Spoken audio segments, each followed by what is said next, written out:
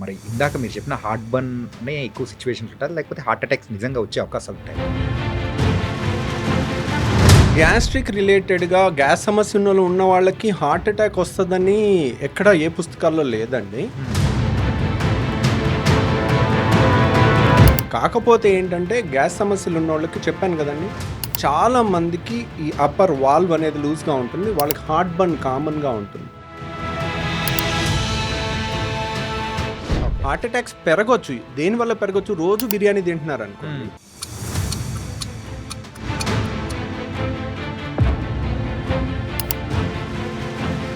హాస్టల్స్‌లో పెట్టే కొన్ని ఫుడ్స్ కొంచెం హైజీనిక్‌గా లేకపోవడంతో సో వాళ్ళేంటంటే ఆ కడుపు నొప్పి, ఆ గ్యాస్ అనేది కూడా ఎక్కువ ఉండడం, ఇంతవరకు ఆ తేపులు ఒకటేమైనా రావడం అండ్ ఇలా బోలెడన్ని ఇష్యూస్‌తో కూడా వచ్చేసి ఒక టాబ్లెట్ అనేది వేసేసుకుంటారు. అప్పటికేమో కొంచెం సద్దుమణిగిపోతుంటది.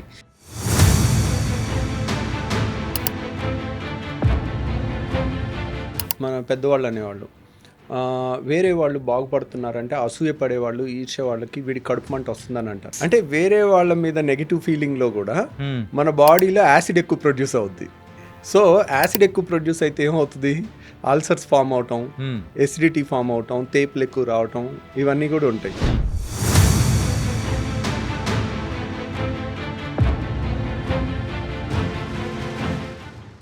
మీ యొక్క కంప్లీట్ ఒక సర్వీస్‌లో ఎప్పుడైనా కానీ డిఫికల్ట్ అనిపించిన కేసు ఏదైనా ఉందా? నేను చెప్పాను కదండి, ఐఎమ్ ఏ సర్జన్.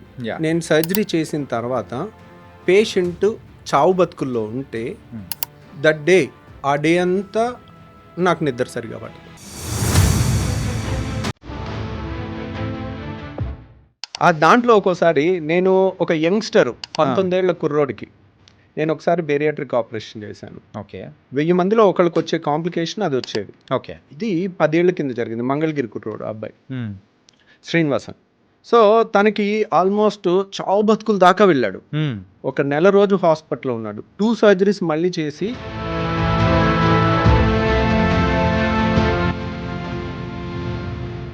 వీడు బతికితే నేను మంగళగిరి లక్ష్మీనరసింహ గుడిలో 108 రౌండ్లు వేస్తానని మొక్కున్నాను.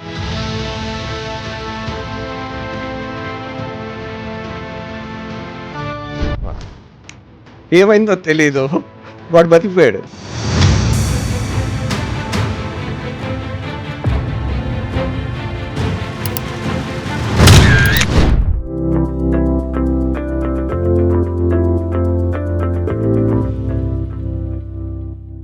Hi guys, welcome to I dream secrets of healthy lifestyle with చాణక్యలో. ఈరోజు మనం తెలుసుకోబోయే టాపిక్ ఏదైనా ఉందంటే అది గ్యాస్ట్రిక్ ఇష్యూస్ గురించి. సో మనకు ఏం తిన్నా కానీ అరే మసాలా ఫుడ్స్ తిన్నా అండ్ మన లైఫ్ స్టైల్ అనేది కూడా సరిగ్గా లేకపోవడం వల్ల వచ్చి సఫర్ అయ్యే ప్రాబ్లమ్స్ ఏదైనా ఉన్నాయంటే సర్వసాధారణమైన ప్రాబ్లం మరి గ్యాస్ట్రిక్ ఇష్యూస్. మరి ఈ గ్యాస్ట్రిక్ ఇష్యూస్ కానీ అండ్ గాల్ బ్లాడర్ ఇలా బోల్డెన్ని వాటి గురించి కూడా మనతో పాటు ఈరోజు డిస్కస్ చేయడానికి రవికాంత్ కొంగర గారు ఉన్నారు అండ్ గ్యాస్ట్రోఎంట్రాలజిస్ట్ అలాగే బెరియాట్రిక్ సర్జన్ కూడా. మరి సార్ వీటన్నిటి గురించి మనలో ఉన్న డౌట్స్ చాలామందికి ఉండే ఉంటాయి కదా, మరి నార్మల్ లైఫ్ స్టైల్లో ఉన్న ఆ ప్రాబ్లమ్స్ అన్నిటి గురించి కూడా సార్ ఏం చెప్తారు కూడా మనం. హాయ్ రవికాంత్ గారు, ఎలా ఉన్నారు? ఫైన్ అండి. Sir thank you for coming to our I dream. ఏంటంటే మిమ్మల్ని పట్టుకోవడం చాలా కష్టం అని చెప్పేసి మా వాళ్ళు కూడా అంటుంటే ఎలాగోలా మిమ్మల్ని కూర్చోబెట్టేసాము. రియలీ అసలు గ్యాస్ట్రోఎంట్రాలజిస్ట్గా సో మీకంటూ చాలా మంచి పేరు అనేది కూడా ఉంది. చాలామంది పేషెంట్స్ని కూడా ట్రీట్ చేశారు. ఎన్ని ఇయర్స్ బ్యాక్ ఈ జర్నీ అనేది కూడా స్టార్ట్ అయింది సార్? సో ఈ జర్నీ అనేది ఆల్మోస్ట్ 1997లో ఎంబీబీఎస్ జాయిన్ అయ్యానండి. 1997 బ్యాచ్ నేను. సో 1997లో ఎంసెట్ రాశాను. ఫస్ట్ అటెంప్ట్లో కాకతీయ మెడికల్ కాలేజ్ వరంగల్లో జాయిన్ అయ్యాను. ఓకే. తర్వాత 5 years అయిపోయింది ఎంబీబీఎస్. 5 years అయిపోయింది. హౌస్ సర్జన్ 1 year, అది అన్నీ అయిపోయాక 5.5 years అయిపోయిన తర్వాత ఇమ్మీడియట్గా మళ్ళీ పోస్ట్ గ్రాడ్యుయేషను ఫస్ట్ అటెంప్ట్లోనే మనకి స్టేట్ 10th ర్యాంక్ వచ్చి ఉస్మానియాలో జాయిన్ అయ్యాను. Masters in surgery, general surgery 3 ఏళ్ళు ఉస్మానియాలో అయిపోయింది. అయిపోయిన తర్వాత I wanted to do oncology, అంటే క్యాన్సర్ స్పెషాలిటీకి వెళ్దామని అనుకున్నాను. అంటే క్యాన్సర్ సర్జరీస్ చాలా పెద్ద పెద్ద సర్జరీస్ ఉంటాయి. ఇప్పుడు మనకి ఒక అవయవం ఉందనుకోండి, ఇప్పుడు స్టమక్ ఏదన్నా అల్సర్ వచ్చిందనుకోండి, గ్యాస్ట్రో సమస్య, అల్సర్ వరకు తీసేస్తాం. ఓకే. అదే స్టమక్కి క్యాన్సర్ వస్తే ఆ స్టమక్ దాని చుట్టుపక్కల అవయవాలన్నీ తీసేస్తాం. ఓకే. అంటే ఒక స్టూడెంట్కి ఫ్యాసినేటింగ్ సర్జరీస్ ఉంటాయి, పెద్ద పెద్ద సర్జరీస్ ఉంటాయి ఆంకాలజీ అంటే క్యాన్సర్ సర్జరీలో. సో క్యాన్సర్ సర్జరీలో నాకు క్యాన్సర్ సర్జరీ పెద్ద పెద్ద ఆపరేషన్లు, ఇంత పెద్ద పెద్ద అవయవాలన్నీ తీసి బయట పెట్టేస్తుంటారు చేతిలో మా ప్రొఫెసర్స్ అన్నీ. అవన్నీ చూసి ఎట్లయినా ఆంకాలజిస్ట్ అవ్వాలని బాగా ప్రిపేర్ అయ్యాను. సో ఆంకాలజీ నాకు నేరోలో టాటా మెమోరియల్ హాస్పిటల్లో కింగ్ జార్జ్ టాటా మెమోరియల్ బాంబేలో ఉంది. ఓకే. సో దాంట్లో నాకు నేరోలో మిస్ అయింది. అడియార్ చెన్నైలో నేరోలో మిస్ అయింది. అంటే థియరీ అయిపోయింది, ప్రాక్టికల్ అయిపోయింది, ఇంటర్వ్యూలో పోయిందనమాట. సో 2 సీట్లు ఉంటాయి. కిద్వై లో కూడా ఇవన్నీ 2-3 మంత్స్ గ్యాప్లో రాసాము. కిద్వై అంటే మన బెంగళూరులో క్యాన్సర్ హాస్పిటల్ ఫేమస్. దాంట్లో కూడా 2 సీట్స్ ఉన్నాయి, 3rd ర్యాంక్ వచ్చింది. కింగ్ జార్జ్ యూనివర్సిటీ లక్నోలో కూడా 2 సీట్లు ఉంటే 1 సీట్ ఉంటే 2nd ర్యాంక్. అట్లా అన్నిట్లో నేరోలో మిస్ అయ్యాను. ఎందుకో టైంపాస్ ఊరికే నేషనల్ బోర్డ్ ఎగ్జామ్ అని ఒకటి ఉంటుందండి, అది అన్ని స్పెషాలిటీస్కి వర్తిస్తుంది. దాంట్లో పాస్ మంచి మార్క్ వస్తే ఏ స్పెషాలిటీ అయినా ఎక్కడైనా చూస్ చేసుకోవచ్చు. ఆ ఎగ్జామ్ ఊరికే టైం పాస్కి రాశాను, ఆంకాలజీ కోసం అని రాయలేదు. ఆంకాలజీ ప్రిపేర్ అవుతున్నా, గ్యాస్ట్రో అంటే నేను ఈ ఎగ్జామ్ రాశాను. దాని ఫీజు కూడా ఎంత 200 రూపీసో 300 రూపీసో government of central government conduct చేస్తుంది. 2000 ఆ టైంలో. ఇది 2008. ఓకే. అంటే అప్పటికి ఎంబీబీఎస్ అయిపోయింది, పోస్ట్ గ్రాడ్యుయేషన్ ఎంఎస్ అయిపోయింది, సర్జరీ అయిపోయింది. తర్వాత నేను ఆంకాలజీ క్యాన్సర్ సర్జరీకి ప్రిపేర్ అవుతుంటే సరే ఇది ప్రాక్టీస్ కోసం ఎగ్జామ్ రాద్దామని రాస్తే దాంట్లో నాకు స్టేట్లో ఫస్ట్ ర్యాంక్ వచ్చింది. ఓకే. సో నాకు ఆప్షన్ నిమ్స్లో ఆంకాలజీ ఉంది, గ్యాస్ట్రోఎంటరాలజీ ఉంది, 2 ఉన్నాయి. సో నిమ్స్లో సీట్లు నేషనల్ కోటావి కొన్ని ఉంటాయి, నేషనల్ బోర్డు డిఎన్బి అని, డిఆర్ఎన్బి అంటాను. దాంట్లో నిమ్స్లో 2 డిపార్ట్మెంట్లో నాకు కావాల్సిన ఆంకాలజీ ఉంది, గ్యాస్ట్రో ఉంది. కాకపోతే ఆంకాలజీ కన్నా గ్యాస్ట్రో డిపార్ట్మెంట్ చాలా బాగుంటుంది, చాలా స్ట్రాంగ్ డిపార్ట్మెంట్, టీచింగ్ ఎక్సలెంట్గా ఉంటుంది, ప్రొఫెసర్స్ ఆర్ ఎక్సలెంట్ అన్నది బయట అందరూ చెప్తూ ఉన్నారు. సరే డిపార్ట్మెంట్ బాగుంది కదా, గ్యాస్ట్రోలో జాయిన్ అవుదామని. నచ్చపోతే మళ్ళీ మానేసి ఇంకో 6 మంత్స్లో నాకు ఎక్కడో చోట ఆంకాలజీ నేరోలో మిస్ అయింది కదా, వచ్చేస్తుంది అని అనుకున్నాను. ఓకే. అని నేను ఇక నిమ్స్లో గ్యాస్ట్రో జాయిన్ అయ్యాను. That was the game changing plan అనమాట. అంటే అక్కడ నుంచి the training was fantastic. So 3 ఇయర్స్లో మా ప్రొఫెసర్స్ నిమ్స్లో శాస్త్రి గారు కానీ, ఆదికేశవ శాస్త్రి గారు కానీ, బీరప్ప గారు కానీ, ఇప్పుడు నిమ్స్ డైరెక్టర్ ఆయన, సో బీరప్ప గారు కానీ, వాళ్ళ కింద ట్రైన్ అయ్యాం మేము. వాళ్ళు ఆల్మోస్ట్ వాళ్ళ 60 ఇయర్స్ ఆఫ్ ఎక్స్పీరియన్స్ అంతా కూడా మాకు ఆల్మోస్ట్ 3 ఇయర్స్లో కంప్లీట్ ట్రాన్స్ఫర్ చేసేసారు. Okay. So they made us so good in what మాకు వచ్చిన డిగ్రీలో. అంటే గ్యాస్ట్రోలో సంబంధించిన అన్ని ఆపరేషన్లు, పొట్టకు సంబంధించిన అన్ని ఆపరేషన్, హై ఎండ్ ఆపరేషన్స్ అనమాట. వాటిలో ట్రైన్ అయినప్పుడు ఇంకా మిగిలినవన్నీ ఈజీ అనిపిస్తాయి మనకి. సో నిమ్స్ లాంటి చోట ఏంటి, బయట కష్టమైన ఆపరేషన్లు ఎవరు టేకప్ చేయరు. ఓకే. ఎందుకంటే ఒక ప్రైవేట్ ప్రాక్టీస్లో కష్టమైన ఆపరేషన్ తీసుకుంటే పేషెంట్కి మేజర్ ఆపరేషన్ చేసినప్పుడు ఎన్నాళ్ళు బతుకుంటారు, ఎంత మేజర్ సర్జరీ, ఏమైనా రిస్క్ అయ్యే అవకాశం ఉంటుందని బయట. దీంట్లో వాళ్ళు ఒక్కోసారి కాంప్లికేషన్ వచ్చి 2-3 నెలలు ఉండాల్సి వస్తే వాళ్ళ బిల్లు లక్షల్లో అయిపోద్దని చెప్పి మళ్ళీ ఎక్స్ట్రా అడగలేము. పేషెంట్ చనిపోతూ ఉన్నప్పుడు వాళ్ళని ఎక్స్ట్రా బిల్లు అడగలేరు. అందుకని ప్రైవేట్ ప్రాక్టీస్లు ఎక్కువ తీసుకోరు. అలాంటి కాంప్లికేటెడ్ కేసెస్ ఎక్కడ వదిలేసే సర్జరీస్ అన్నీ నిమ్స్లో బాగా అయ్యాయి. సో ఎప్పుడైతే మనం టఫ్ కేసెస్లో ట్రైన్ అవుతామో మనకి మన కాన్ఫిడెన్స్ లెవెల్స్ అనేది పెరుగుతుంది. ఏ సర్జరీ అన్నా చేయగలుగుతాము, ఇంత కష్టమైన ఇన్ని చూసాము. ఎవ్రీడే మేజర్ సర్జరీ 5-6 గంటలు, 12 గంటలు, 14 గంటలు ఆపరేషన్లు ఉండేవి నిమ్స్లో. సో రోజు పేగుల్ని కట్ చేసి లోపలన్నీ చూసి, లివర్ని కట్ చేసి లివర్ తీసి, అట్లాంటివన్నీ మేజర్ ఆపరేషన్స్ అన్నీ. Plus one of the best professors కింద. ప్రొఫెసర్స్ మేబీ బెస్ట్ అయ్యి ఉండొచ్చు, కానీ how good they are in transferring they knowledge.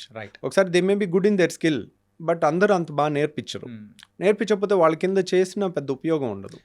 అంటే ఒక గుడ్ డాక్టర్ కాంట్ కమ్ అనే గుడ్ టీచర్. సో ఒక గుడ్ టీచర్ కాన్ బికమ్ అనే గుడ్ డాక్టర్.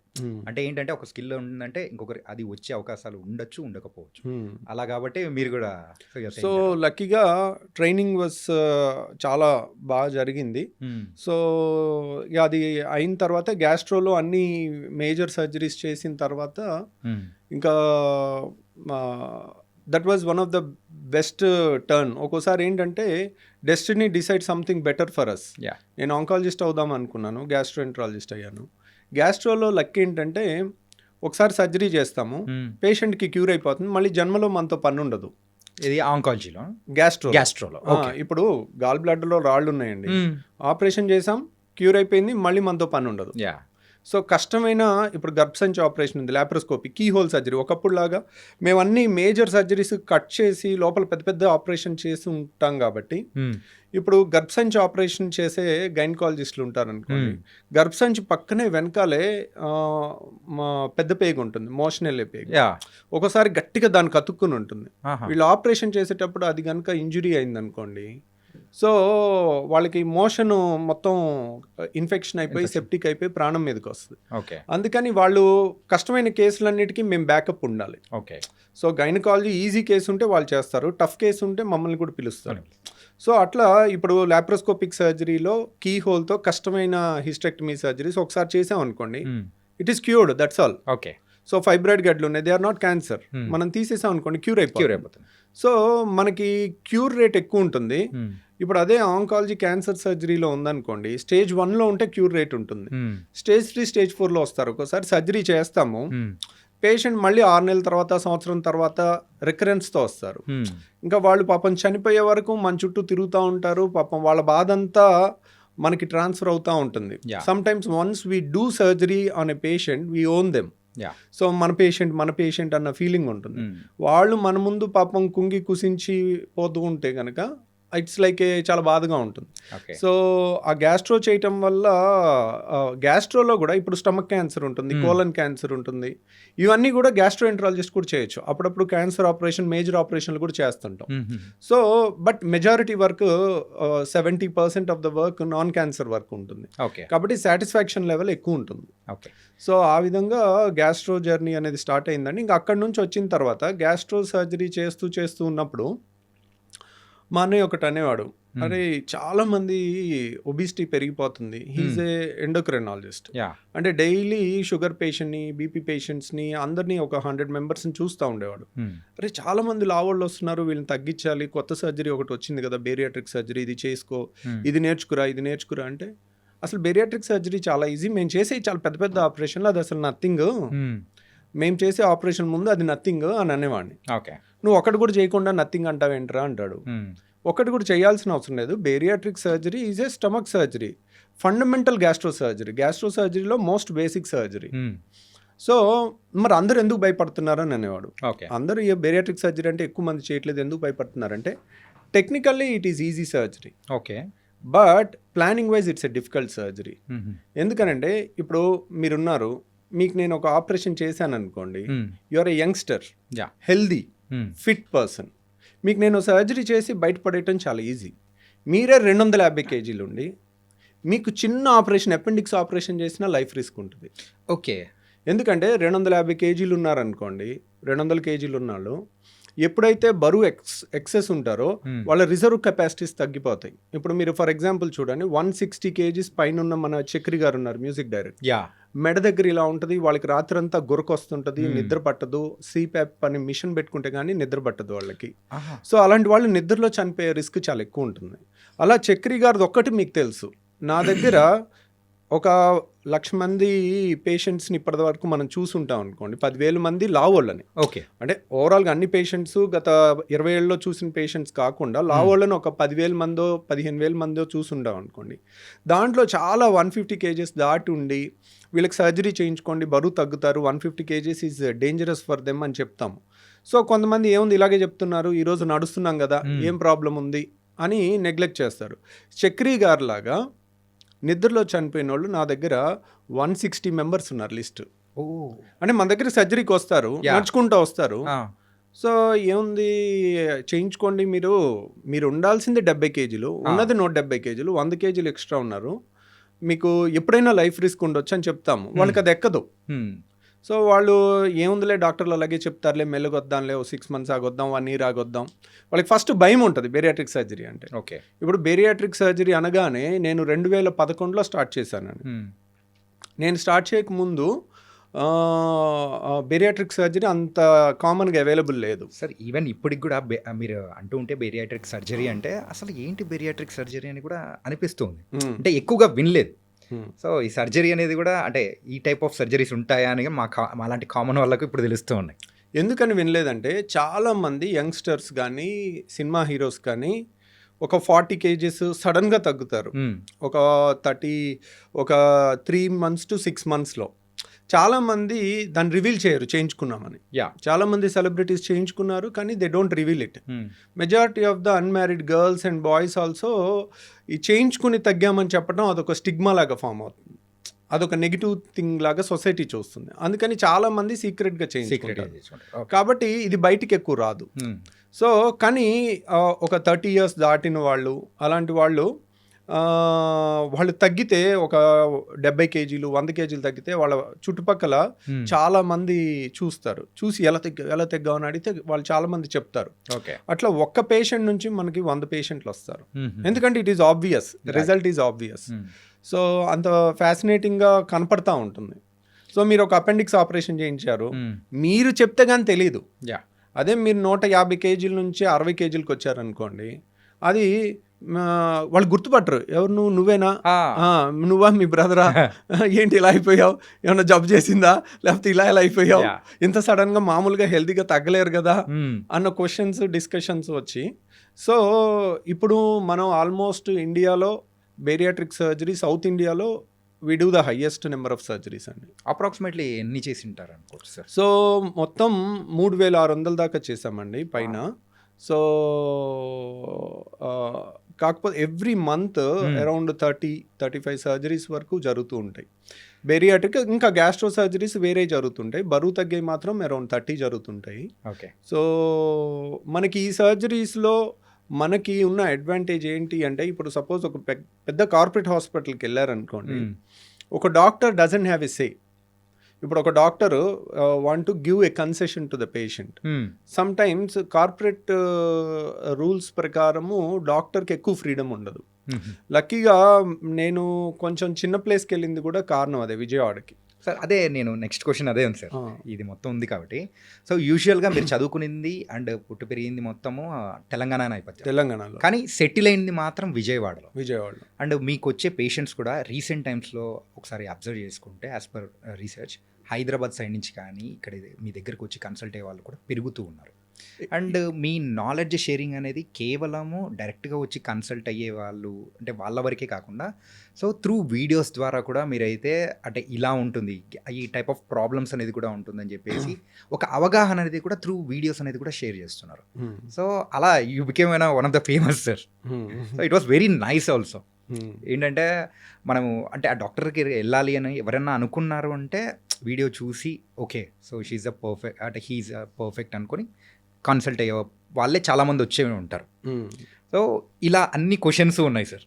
సో ఫస్ట్ మీరు ఎందుకు విజయవాడకి వెళ్ళిపోవడానికి రీజన్? విజయవాడ వెళ్ళటానికి కారణం ఏంటంటే అండి, ఒకటి యాక్చువల్ చెప్పాలంటే నేను వరంగల్ కాకతీయ మెడికల్ కాలేజ్లో చదివాను అనుకోండి. నాకు 5 years జూనియర్స్కి డాక్టర్ రవికాంత్ అంటే తెలుసు. ఓకే. 5 years సీనియర్స్కి డాక్టర్ రవికాంత్ అంటే తెలుసు. So okay, he's one of the best student in 150 members అనేది యూజువల్గా నోటెడ్ ఉంటుంది. సో యాక్చువల్గా వాళ్ళందరూ హైదరాబాద్ చుట్టుపక్కల సెటిల్ అయి ఉన్నారు. సో కాబట్టి నేను తర్వాత ఉస్మానియాలో నేను ఎంఎస్ చేశాను. అప్పుడు నాకు 3 years జూనియర్స్ సీనియర్స్ తెలుస్తారు, ప్లస్ మా కింద హండ్రెడ్స్ ఆఫ్ బ్యాచెస్ ఉంటాయి. ఇది మొత్తం ఎంబీబీఎస్ వాళ్ళు 200 మంది 5-6 బ్యాచ్లు మా దగ్గరకు వచ్చి మా కింద వర్క్ చేసి వెళ్తారు. ఓకే. హౌస్ సర్జన్స్ కానీ వాళ్ళు ఎక్కువ మందికి డాక్టర్ రవికాంత్ అంటే తెలిసి ఉంటుంది.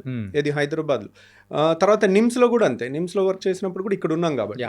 నేను ఇప్పుడు విజయవాడ వెళ్తే అక్కడ ఎవరు చూసినా ఏదో ఆంధ్ర మెడికల్ కాలేజ్లో చదివిన వాళ్ళు ఉంటారు, లేదంటే రంగరాయలో చదివిన వాళ్ళు ఉంటారు, లేదంటే గుంటూరు మెడికల్ కాలేజ్లో చదివిన ఉంటారు. అక్కడ ప్రెస్టీజియస్ ఇన్స్టిట్యూట్స్ ఈ 3. రంగరాయ లేదంటే ఆంధ్ర మెడికల్ కాలేజ్ వైజాగ్ లేదంటే గుంటూరు. గుంటూరు. అక్కడ వాళ్ళు ఎవరు నాకు పరిచయం లేరు. So I'm alien there. ఇక్కడ నేను ఏ హాస్పిటల్ గా వెళ్ళనివ్వండి, ఎవరో ఒకరు ఏరమ్మమ్మ నువ్వు ఇక్కడ ఉన్నావు ఏంటంటే నేను ఇక్కడే వర్క్ చేసేదని చెప్తా ఉంటాను. ఎవరో ఒకళ్ళు ఫేస్ ఎక్కడో ఒక చోట 3 ప్లేస్లో జూనియర్ సీనియర్ దొరుకుతారు. ఇక్కడ ఉండుంటే నాకు రిఫరల్స్ ఎక్కువ వచ్చాయి, ఎక్కువ మంది మన ఫ్రెండ్స్ ఉంటారు కాబట్టి పంపించేవాళ్ళు. కాకపోతే ఇక్కడ సెటిల్ అవ్వటానికి ఒక డాక్టర్కి ఒక పెద్ద హాస్పిటల్ అనేది పెట్టడం చాలా కష్టం. అంటే ఇప్పుడు ల్యాండ్ రేట్లు కానివ్వండి, లేకపోతే ఆ టైంలో ఒక when we come out of medical college మా దగ్గర ఏముంటుంది, చదువు తప్పితే ఏముండదు, నాలెడ్జ్ తప్పితే ఏముండదు. కానీ దానికి ఇన్వెస్ట్ చేసే క్యాపబిలిటీస్ కానీ, ఈ బిజినెస్ నాలెడ్జ్ కానీ, లేకపోతే ఏమీ ఉండదు. మన అన్ఫార్చునేట్లీ మన ఎడ్యుకేషన్ సిస్టంలో ఎలా బతకాలి బయట అనేది నేర్పించరు. ఆ నాలెడ్జ్ మాత్రం షేర్ చేయగలుగుతారేమో కానీ ఇప్పుడు అది కూడా చాలా ఎసెన్షియల్. సో హైదరాబాద్లో నేనుండి ఒక హాస్పిటల్ పెట్టి నేను సక్సెస్ అవ్వటం అనేది ఆలోచిస్తూ ఉండే ఒక క్వశ్చన్ మార్క్లో ఉంటా ఉన్నాను. సడన్గా నాకు ఒక జాబ్ ఆఫర్ అక్కడ విజయవాడలో వచ్చింది. ఓకే. సో ఇమ్మీడియట్గా నాకు నిమ్స్లో పనిచేస్తున్నప్పుడు 50,000 స్టైపెండ్ వచ్చేది.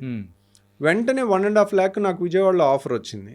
సో మా ఫాదర్ వాళ్ళు ఆల్రెడీ హుజూర్ నగర్లో 30 years డాక్టర్ కింద ప్రాక్టీస్ చేసి ఆయన ప్రాపర్టీస్ అన్నీ అమ్మేసి ఆయన ఆల్రెడీ మా అన్నయ్య వాళ్ళు అటు సెటిల్ అయ్యారని అక్కడికి వెళ్ళారు. ఇక్కడ విజయవాడకి వెళ్ళారు.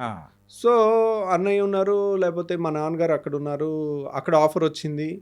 సో సరే వెళ్ళి చూద్దాం, 1 సంవత్సరం చూద్దాం, లేకపోతే వచ్చేద్దాం మళ్ళీ ఇక్కడికి అని అనుకున్నాను. ఇంకా అక్కడికి వెళ్ళాక దెర్ ఇస్ ఎనీబడి, నేను హైదరాబాద్లో తెలంగాణలో పుట్టి పెరుగున్నాను కదా, everyone sees Vijayawada down. So ఇక్కడ నుంచి పేషెంట్స్ నా మీద నమ్మకంతో హైదరాబాద్లో పెద్ద పెద్ద హాస్పిటల్స్ వదిలేసి, సో అల్ట్రా రిచ్ పీపుల్ కూడా విజయవాడ నా కోసం వచ్చి మన హాస్పిటల్ అడ్మిట్ అయ్యి సర్జరీ చేయించుకుని వెళ్తుంటారు.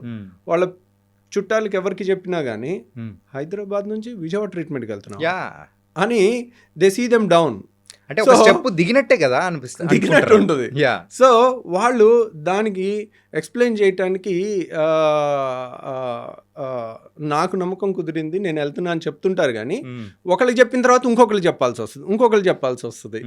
So but somehow the trust brings them to me ultimately. ఎందుకంటేనండి ఒక మెడిసిన్ రాయటము, ఎప్పుడో ఒకసారి షుగర్కి వెళ్ళి చూపించుకోవటం ఇట్ ఈజ్ ఓకే. కానీ ఒక సర్జరీ అనేది లైఫ్లో ఒక్కసారే జరుగుతుంది. సర్జరీని మైక్రో డిసెక్షన్ చేస్తే ఒక 100 స్టెప్స్ ఉన్నాయనుకోండి. ఓకే. ఈచ్ స్టెప్లో ఏ స్టెప్లో చిన్న మిస్టేక్ జరిగినా దాని ఎఫెక్ట్ లైఫ్ లాంగ్ ఉంటుంది. రైట్. సో పేషెంట్కి లైఫ్ లాంగ్ ఉంటుంది. But it is worth it actually. మనకి who is the best in that అనేది తెలుసుకుని దాంట్లో బెస్ట్ అనే సర్జరీలో మాత్రం అసలు కాంప్రమైజ్ ఉండకూడదు. ఎందుకంటే మెడికల్లో పాస్ అవడానికి ఎంత అండి, 50% ఉంటే సరిపోతుంది. సో ఇప్పుడు మనం ఎవరి మీద ఆపరేషన్ చేసి నాకు 50% గ్యారంటీ అంటే ఒప్పుకుంటారా? యాక్చువల్ 99% కూడా సరిపోదు సర్జన్స్కి. యాక్చువల్గా ఇయర్ పాస్ అయ్యే కొద్దీ నెంబర్ ఆఫ్ కేసెస్ చేస్తూ ఉండే కొద్దీ మన యాక్యురసీ 99% రీచ్ అవుతుంది. 100% ఎవరికి రీచ్ అవుతుంది? ఎవరన్నా 100% రిజల్ట్స్ ఇస్తున్నానని చెప్పారనుకోండి, దే ఆర్ అబద్ధాలు చెప్తున్నట్టు. అంటే అక్కడే అర్థమైపోతుంది. యూజువల్గా దట్ ఈస్ ఇంపాసిబుల్. ఎందుకంటే సర్జన్ చేతిలో లేని చాలా ఉంటాయి. ఒక 1%. ఇప్పుడు సర్జరీ నేను చేస్తానండి, చేసిన మరుసటి రోజు హార్ట్ అటాక్ వచ్చి చచ్చిపోతారు. అది ఇంటి దగ్గర హార్ట్ అటాక్ వచ్చింది అనుకోండి, ఆపరేషన్ చేయకుండా ఏమంటారు, మన టైం బాగాలేదు, 5 నిమిషాలు అయిపోయింది, ఏం చేస్తామని వాళ్ళు ఫ్యామిలీ మెంబర్.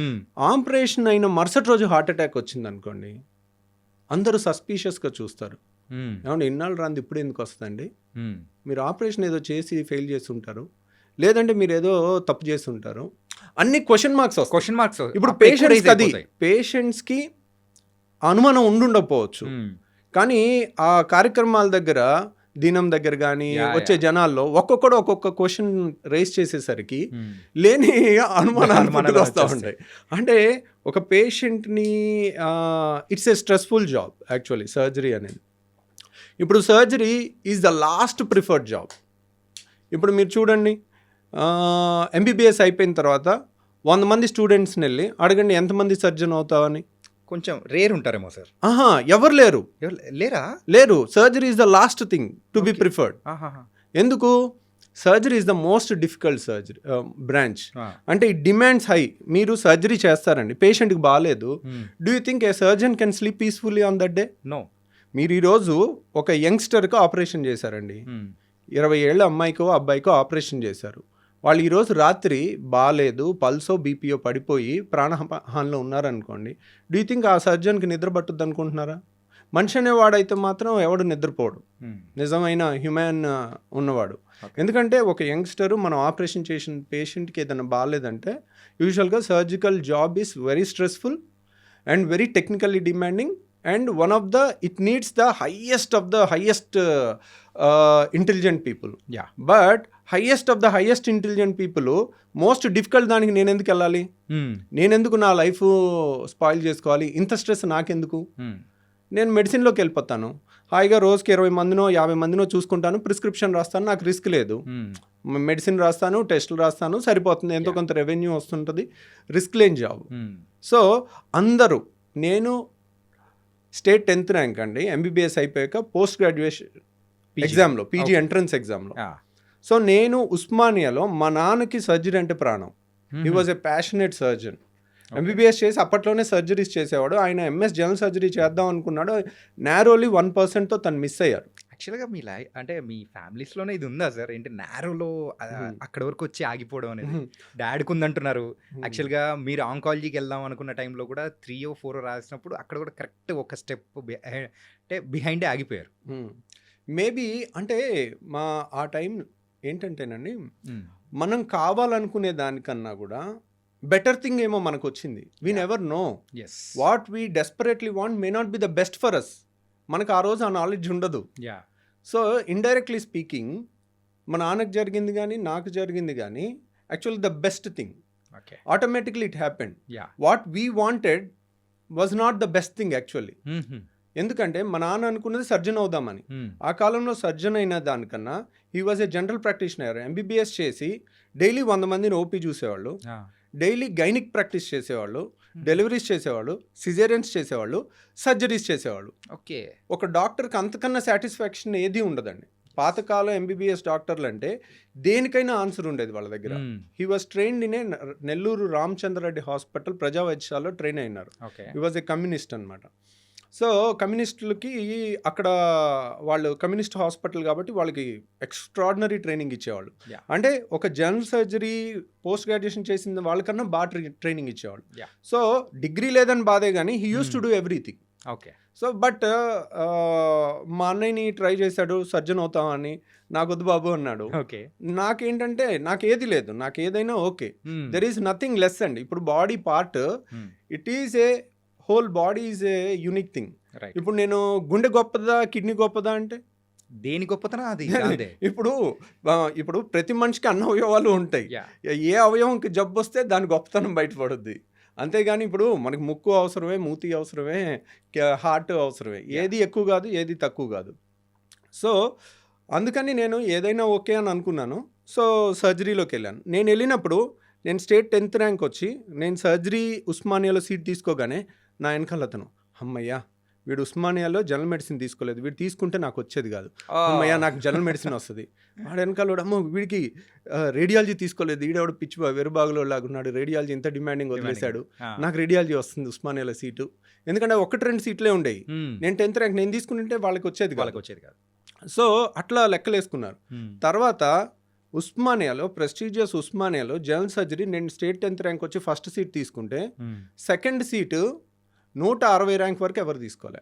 160 ర్యాంక్ వరకు జనరల్ మెడిసిన్ వరంగల్లో అయిపోయిన తర్వాత మిగిలిన డెర్మటాలజీ కూడా అయిపోయిన తర్వాత అన్ని స్పెషాలిటీస్ అయిపోయిన తర్వాత నాన్ రిస్కీ బ్రాంచెస్ అన్నీ అయిపోయాక ఇంకేది రానోళ్ళు అప్పుడు సెకండ్ సీటు ఉస్మానియాలో తీసుకున్నారు. సో బై చాయిస్ వెళ్ళటం వేరు. The worst trend in India is the smart people are not coming in to surgery. అది మన సొసైటీకి చాలా చెడండి. ఎందుకంటే మీరు చూడండి ద ప్రెస్టీజియస్ నిమ్స్లో కార్డియోథొరాసిక్ సర్జరీ, హార్ట్ సర్జరీ చేసేవాళ్ళు లేరు. Seats are vacant. యా అసలు నిమ్స్ లాంటి దాంట్లో ఒక సీట్ వేకెంట్ ఉంటుందని ఎవరైనా ఊహిస్తారా? ఎవ్వరు ఒక సూపర్ స్పెషాలిటీ సీటు అదే. కోట్లలో పెట్టినా దొరకదు అనుకుంటారు మీరు. ఈ రోజు కనుక నిమ్స్లో జనరల్ మెడిసిన్ సీట్ కానీ నిమ్స్లో కార్డియాలజీ సీట్ కానీ వేలం వేసి, ఇప్పుడు మనకి కోకాపేటలో స్థలానికి వేలం వేసినట్టు నిమ్స్లో ఒక సీట్ నేను పెట్టాను అని వేలం వేయండి, 20 కోట్లకు తక్కువ పోదు Okay. Cardiology seat. అంటే దానికి విలువ కట్టలేము, యా అంత డిమాండ్ ఉంటుంది. నిమ్స్ లాంటి ప్లేస్లో కార్డియాలజీ సీట్ చేసామంటే దాన్ని కనుక సెపరేట్గా ఎన్ఆర్ఐ సీట్ కింద పెట్టి దాన్ని వేలం వేస్తే మాత్రం 20 కోట్ల కన్నా ఎక్కువ అవుతుంది. So as a gastroenterologist and recent టైమ్స్లో కూడా మన ఒక గట్ హెల్త్ అనేది కూడా వెరీ వెరీ ఇంపార్టెంట్. ఏంటంటే ఆ గట్ హెల్త్ బాగుంటే అన్నీ బాగున్నట్టే మన లైఫ్లో. ఆ హెల్త్ అనేది కూడా మొత్తం బాగుంటుంది, వేరే అవయవాలు కూడా అన్నీ దాని కరెక్ట్ ఫంక్షన్ అనేది కూడా జరుగుతూ ఉంటుంది అంటారు. సో గట్ హెల్త్ నిజంగా అంత ఇంపార్టెంటా? గట్ హెల్త్ అనేది యూజువల్గా ఒకప్పుడులా లేదండి. గట్ హెల్త్ ఒకప్పుడు ఇంట్లో ఫుడ్ ఎక్కువ తినేవాళ్ళు, మన చిన్నప్పుడు కానీ అందరూ పిల్లలు కానీ బయట ఫుడ్ ఎక్కువ ఉండేది కాదు. ఇప్పుడు ద మొమెంట్ ఈ ఫుడ్ డెలివరీ యాప్స్ అన్నీ వచ్చేసిన తర్వాత పిల్లలకి ఏ టైంలో ఏది కావాలంటే అది యూజువల్లీ అవుట్ సైడ్ ఫుడ్ అట్లా వచ్చేస్తుంది. వచ్చేస్తుంది. సో ఒకప్పుడు చక్కగా ఇంట్లో ఫుడ్ తినేవాళ్ళు, అప్పుడప్పుడు వారానికి ఒక్కసారి రెస్టారెంట్కి వెళ్ళేవాళ్ళు, బయట తినేవాళ్ళు. Okay, that's a different thing. ఇప్పుడు గట్ హెల్త్ సరిగ్గా ఉండాలంటే మనం తినే ఫుడ్ సరిగ్గా ఉండాలి. రైట్. మనం తినే ఫుడ్లో క్వాలిటీ కన్నా కూడా టేస్ట్కి ఇంపార్టెన్స్ ఉన్నప్పుడు వాళ్ళు ప్రిపేర్ చేసే వాళ్ళు కూడా దీని టేస్ట్ ఎక్కువ ఉండాలి, ఏది కలిపినా పర్వాలేదు అన్నట్టు ఉంటారు. సో ఆబ్వియస్లీ వాళ్ళకి వాళ్ళ సేల్ ఇంపార్టెంట్, రైట్. వాళ్ళకి మన హెల్త్ ఈజ్ నాట్ ఇంపార్టెంట్.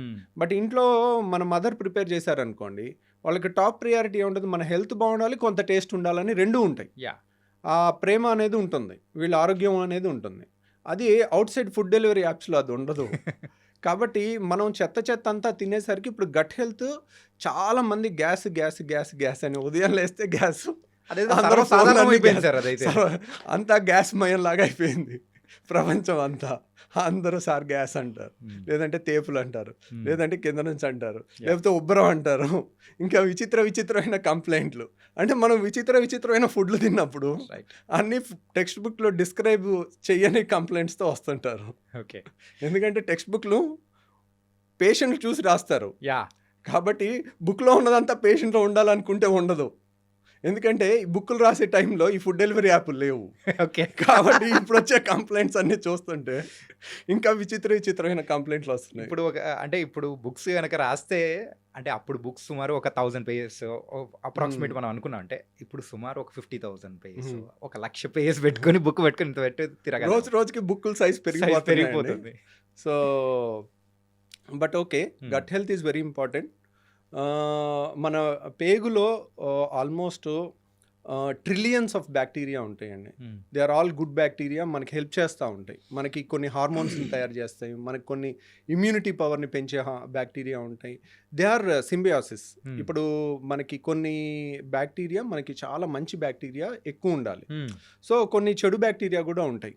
ఒక్కోసారి మనం అన్హెల్దీ ఫుడ్ ఎక్కువ తింటా ఉంటే ఆ చెడు బ్యాక్టీరియా పెరగటం వల్ల మనకి రకరకాల వ్యాధులు, క్రాన్స్ అని, అల్సరేటివ్ కోలైటిస్ అని రకరకాల జబ్బులు రావచ్చు, గ్యాస్ సమస్య అని, ఐబిఎస్ అని రకరకాలు. So gut health is very important. And stress వల్ల కూడా ఒకప్పుడు కన్నా ఇప్పుడు స్ట్రెస్ లెవెల్స్ పెరుగుతుంది. ఆ స్ట్రెస్ లెవెల్స్ పెరగటం వల్ల వాళ్ళకి స్ట్రెస్ ఎప్పుడైతే పేగులు కదలికలు ఇష్టం వచ్చినట్టు జరుగుతాయి. సార్ అది ఎమోషన్స్కి సంబంధించి మరి ఇక్కడ అంటే దానికి దీనికి లింక్ ఎలా పడుతుంది సార్? అంటే ఇప్పుడు మీరు ఎప్పుడైనా ఒక పిల్లల్ని భయపెట్టారు అనుకోండి, ఓకే, సడన్ గా ఇది పోసేసుకుంటారు. యా అవునా, తడిచిపోయింది అంటారు, ఇది కూడా అవుతుంది. అంటే వాళ్ళు భయపెడితే పేగులు కదులుతాయి. ఓకే. సో పేగుల movements are related to stress. Okay. So there is everything is interrelated. ఇప్పుడు మన ఏలు కదిలించాలనుకోండి, మన బ్రెయిన్ నుంచి ఒక సిగ్నల్ వస్తుంది, ఇట్ ఈస్ సొమాటిక్ అన్నమాట. మన పేగులు నేను కదిలిస్తానంటే కదలవు అవి, they are autonomic nervous system కంట్రోల్లో ఉంటాయి. అటానమిక్ నర్వస్ సిస్టమ్ కంట్రోల్ అంటే 10 నిమిషాలకు ఒకసారి, 20 నిమిషాలకు ఒకసారి దాని మూమెంట్ ఇలా ముందుకి పేగులు కదలికలు అనేది వస్తుంటాయి. అవి స్ట్రెస్ని బట్టి ముందుకి వెనక్కి వెళ్తుంటాయి, Okay. ఇష్టం వచ్చినట్టు కదలికలు ఉంటుంటాయి. Hmm. So stress is one important thing which impairs the gut health apart from latest outside food epidemic. Yeah, okay. అంటే అవుట్ సైడ్ ఇక అది మీరు ఆ టర్న్ ఓవర్స్ చూస్తే మైండ్ బ్లాక్ అయిపోవాల్సిందే. ఏది ఫుడ్ డెలివరీ యాప్స్ మీరు అమ్మా రీసెంట్ టైమ్స్లో అయితే వాళ్ళు రికార్డ్ బ్రేక్ చేస్తున్నారు సార్. అంటే మోస్ట్ ప్రాఫిటబుల్ జాబ్ అన్నట్టు కూడా అసలు- యాప్స్ అనేది కూడా తయారైపోయి. ఏంటంటే ఇప్పుడు మీరు ఒక్క ఇంట్లో ఒక పూటకి ఒకళ్ళు ఒక రెస్టారెంట్లో ఆర్డర్ పెట్టుకోవట్లే, నాకు ఇది ఇక్కడ కావాలి, నాకు ఇది ఇక్కడ కావాలి, ముగ్గురు బాయ్లు వచ్చి డెలివరీ చేసే టైమ్స్ కూడా ప్రతి ఇంట్లో మీకు I don't think any one is exception. ఎవరింట్లో అయినా కానీ ఒకళ్ళు ఉంటే ఒకళ్ళు పెట్టుకుని దాన్ని అడ్జస్ట్ అయి తిందాం అని కూడా ఉండట్లేదు. నాకు ఇది కావాలి, నాకు ఇక్కడ ఇది కావాలి, ఇద్దరు పెడుతున్నారు. అనవసరంగా ఎక్కువ అయిపోయి మిగిలిపోతుంది కదా అని ఇంట్లో వాళ్ళు అందరూ ఎవరో ఒకళ్ళు తినేసి ఇంకా పాడు చేసుకుంటున్నారు. అంటే ఈరోజే సో యూజువల్గా నేను బ్యాచులర్, మా డాడ్ వచ్చారని చెప్పేసి ఉన్నాను. సో బ్యాచులర్స్ ఉన్నప్పుడు కుక్ చేసుకోవడం అనేది కూడా కొంచెం కష్టం, వర్క్ చేసుకుంటా అలా అని బయట నుంచి ఫుడ్ అనేది కూడా తీసుకురావడానికి మా డాడ్ వెళ్ళారు. వెళ్తే నియర్లీ 4 to 5 ప్లేసెస్ దగ్గరికి వెళ్తే యూజువల్గా అంటే ఎక్కువ పీపుల్ వచ్చి పర్చేస్ చేస్తూ ఫుడ్ ఎక్కడికి వెళ్ళినా కానీ అంతే ఉన్నారు. అంటే ఇంట్లో వండుకోవడం అనేది మానేశారా కంప్లీట్గా? ఈవెన్ ఫ్యామిలీస్ అయినా కానీ అందరూ వచ్చి బయట తినడము. ఒకప్పుడు బయట తినడం అనేది వీక్లోనో మంత్లోనో సరదాగా వచ్చి తినేవాళ్ళు, కానీ ఇప్పుడు అది అలవాటుగా మారిపోయింది. ఇది ఎంతకాలం అనేది బాగుంటుంది? అంటే దాన్ని ఎవరు హెల్ప్ చేయలేమండి. ఎందుకంటే ఆడుతూ పాడుతూ కుక్ చేస్తూ అందరూ కూడా ఈ వర్క్ స్ట్రెస్ ఉంటుంది.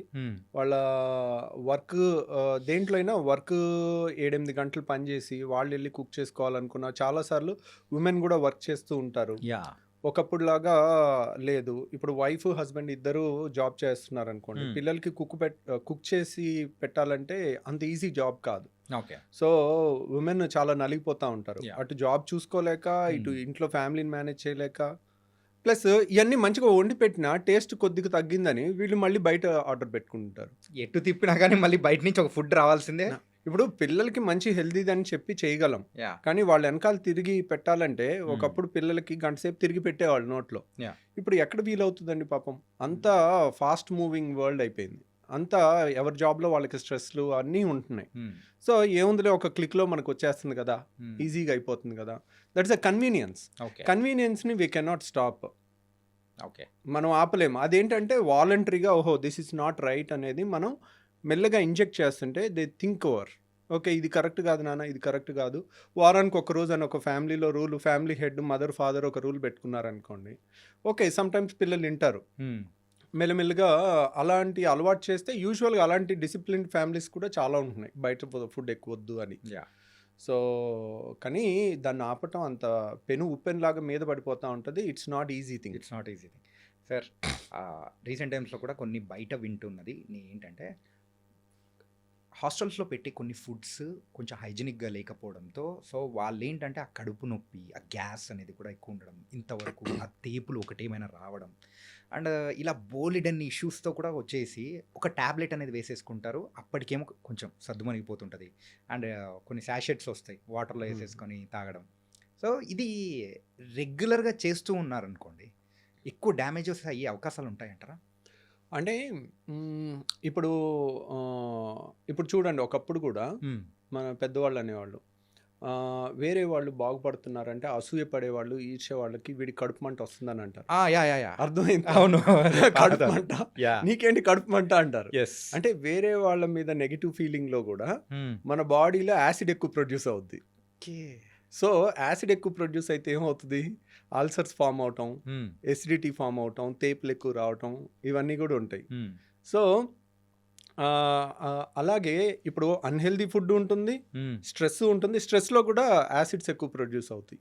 సో కంటెంట్ అట్లీస్ట్ మంచి కంటెంట్ తిన్నాం అనుకోండి, మన ట్రెడిషనల్ మీల్ ఎలా ఉంటుంది, ఒక కూర అన్నం, రైట్, ఒక పప్పు అన్నం, ఒక పెరుగన్నం, రైట్, అన్నీ చక్కగా ఫినిష్ చేసుకుని లాస్ట్కి పెరుగన్నంతో ఫినిష్ చేస్తాం. పెరుగులో ఏముంటాయి, లాక్టోబాసిల్లస్ ఉంటుంది. లాక్టోబాసిల్లస్ అంటే అది నైట్ అంతా తోడుపెట్టిన పెరుగు ఉంటుంది కదా, దాంట్లో కొన్ని గుడ్ బ్యాక్టీరియా ఉంటాయి. ఆ లాక్టోబాసిల్లస్ అనేది చాలా మంచిది గట్ హెల్త్కి.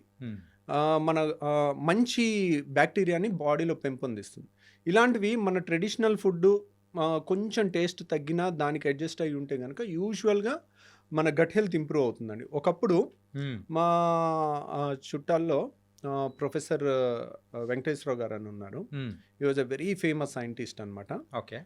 ఆయన చెప్తా ఉంటారు, ఆయన హీఈస్ ఇంటూ 75 అలా ఉంటుంది. ఆయన చెప్తా ఉంటారు, మా చిన్నప్పుడు మేము సద్దన్నం తినేవాళ్ళం, అసలు ఎంత టేస్టీగా ఉండేదో రవి అని ఆయన డిస్క్రైబ్ చేస్తుంటే అయ్యో ఐ మిస్సింగ్ సంథింగ్ అని అనిపిస్తూ ఉంటుంది. ఇప్పటికైనా కానీ ఉదయం వెళ్ళి ఈ టిఫిన్లు ఇడ్లీలు ఏమీ లేవు, ఉదయం వెళ్ళగానే మాకు ఇంత సద్దన్నం పెడతావా అని అనేవాళ్ళం. వాళ్ళు ఆ చేసే ప్రాసెస్ని అంతా అదొక ఫ్యాసినేటింగ్గా చెప్తారు. That is also fermented food. Yes, night పెట్టేసి అండ్ మార్నింగ్ తినడం. ఎప్పుడైతే ఫెర్మెంట్ చేస్తామో, ఇప్పుడు చూడండి దోశ పిండి ఉంటుంది, మీరు ఈ రోజు రుబ్బి ఈ రోజు దోశ ఏంటి టేస్ట్ ఉండదు. అవును, దాన్ని 1 or 2 days మినిమం పులిస్తేనే దాని టేస్ట్ ఉంటుంది. సో దానికి టేస్ట్ వచ్చింది అంటే దాని అర్థం ఏంటి, good thing for our health అనే దానికి కొంచెం టేస్ట్ కూడా ఒక్కోసారి పెరగచ్చు అంటే దానికి. సో అదే కంటెంట్ ఏం లేదు, ఒకరోజు ఆగితే ఆ ఫెర్మెంటేషన్లో గుడ్ బ్యాక్టీరియా వచ్చి మన హెల్త్కి ఇంప్రూవ్ చేసే అవకాశం ఉంటుంది. సో అలాంటివన్నీ మన పాత ట్రెడిషన్స్ అన్నీ కూడా అందరం మర్చిపోతా ఉన్నాము. సో ఈ సద్దన్నం లాంటిది ఫెర్మెంటెడ్ థింగ్ కానీ ఇవన్నీ కూడా మనం మళ్ళీ ఆ అథెంటిక్ ముసలోళ్ళందరినీ పట్టుకుని తీసుకొచ్చి ఏది అథెంటిక్ అనేది అది ఇప్పుడు నేను అడిగితే నేను ఎప్పుడు నా చిన్నప్పుడే నేను తినలేదు దాన్ని నేను ఎలా చెప్పగలను. మా ముందు జనరేషన్ వాళ్ళు చెప్తుంటే వింటా ఉన్నాం. సో కానీ ఇప్పుడు అథెంటిక్ చేసేవాళ్ళు ఎక్కడో ఏళ్ల మీద లెక్క పెట్టచ్చు. వాళ్ళని తీసుకొచ్చి దాన్ని తయారు చేయించి దాన్ని ప్రాపగేట్ చేస్తే ఇప్పుడు మంచి తోడేస్తే మంచి టేస్ట్ పెరిగి వస్తుంది. అట్లాగే ఆ సద్దన్నంలో కూడా వేసే కంటెంట్ స్టార్టర్ ఉంటుంది. స్టార్టర్ని రోజు ఆ గంజిలోంచి తయారు చేస్తారు. అది గంజిని వార్చి గంజిని పులవబెట్టి దాంట్లో వచ్చే బ్యాక్టీరియా ఉంటుంది. పెరుగులో ఉండే బ్యాక్టీరియా వేరు, దాంట్లో ఉండే బ్యాక్టీరియా వేరు. సో ఆ స్టార్టర్ నుంచి తయారు చేయటం అనేది ఇప్పుడున్న వాళ్ళలో ఎంతమంది చెప్తారు ఇది సద్దన్నం అని, కానీ ఆ అథెంటిసిటీ అనేది రియల్ గా మళ్ళీ మనం రీడిస్కవర్ చేసుకోవాల్సిన టైం వచ్చింది మన గట్ హెల్త్ కి. ఆ టేస్ట్ ని కూడా మిస్ అవ్వకుండా వాళ్ళు ఇప్పటికీ ఆయన చెప్తూ ఉంటే ఆయన ఫేస్ లో ఆ ఎక్సైట్మెంట్, మా చిన్నప్పుడు ఇలా తినేవాళ్ళం, సద్దన్నం పెడితే ఎంత ఆనందంగా తినేవాళ్ళం అని చెప్తా ఉండేవాళ్ళు. సింపుల్ గా మన ఇమాజినేషన్ లోకి వెళ్తున్నాం, ఆ తింటున్న ఫీలింగ్ అనేది వచ్చేస్తూ ఉంటది. ఓకే సార్, ఈ ఫుడ్స్ విషయానికి వచ్చాం కాబట్టి ఫుడ్స్ విషయంలో మెయిన్గా మన హైదరాబాద్ డిసీస్ అనే కాదు, ఇప్పుడు ప్రజెంట్ ఉన్న ట్రెడిషన్ ప్రకారం అయితే అందరూ కూడా biryani is very common thing. బిర్యానీలో లాట్ ఆఫ్ మసాలాస్ అన్నీ ఉంటాయి. దాంతోపాటు కాంబినేషన్గా ఒక బ్లాక్ కూల్ డ్రింక్ అనేది కూడా యూస్ అంటే తాగుతూ ఉండే అవకాశాలు అనేది కూడా ఎక్కువ ఉంటుంది. ఈ రెండింటి కాంబినేషన్ సో మన గట్ హెల్త్కి ఏమైనా ప్రాబ్లం తెస్తుందా? సో బిర్యానీస్ వల్ల మన ప్రాబ్లం తెస్తుందా అంటే యూజువల్గా వన్స్ ఇన్ ఎ వీక్ తిన్నాం అనుకోండి, ఓకే ఇట్స్ ఓకే. బట్ బిర్యానీని కూడా ఇంట్లో మంచిగా చేసుకుని కూడా చాలా బాగా కుక్ చేసుకుని కూడా తినొచ్చు. ప్లస్ కూల్ డ్రింక్ అనేది కూడా once in a week is okay. So కానీ cool drink can destroy somebody's life. కొంతమంది పిల్లలు ఏంటంటే ఫ్రిడ్జ్లో 2 లీటర్ కూల్ డ్రింక్ బాటిల్ తెచ్చి పెట్టుకుని మంచినీళ్ళు తాగినట్టు తాగుతున్నారు. వాళ్ళు అసలు that is very destructive thing అనమాట. Cool drinks are not good, more dangerous than alcohol నేను చెప్తాను. కూల్ డ్రింక్స్ ఎక్కువ తాగటం. Okay. So it has not because of gas వల్ల కాదు. Gas is very good. Gas ఏముంటుంది దాంట్లో ఉండేది కార్బన్ డైఆక్సైడ్. కార్బన్ డైఆక్సైడ్ తాగామనుకోండి వెంటనే తేపు వచ్చేస్తుంది, లేదంటే కరిగిపోయినా కానీ గాల్లో మనం ఆక్సిజన్ కన్నా కార్బన్ డైఆక్సైడ్ 20 times ఫాస్ట్గా బాడీలోకి వెళ్తుంది. అలాగే 20 times ఫాస్ట్గా బ్రీతింగ్లోంచి బయటకు వచ్చేస్తుంది. So 20 times faster diffusion. కాబట్టి మనకి carbon dioxide is not unhealthy. But ఆ కూల్ డ్రింక్లో ఒక కోకా-కోలా గ్లాస్లో 16 ప్యాకెట్ల షుగర్ ఉంటుంది.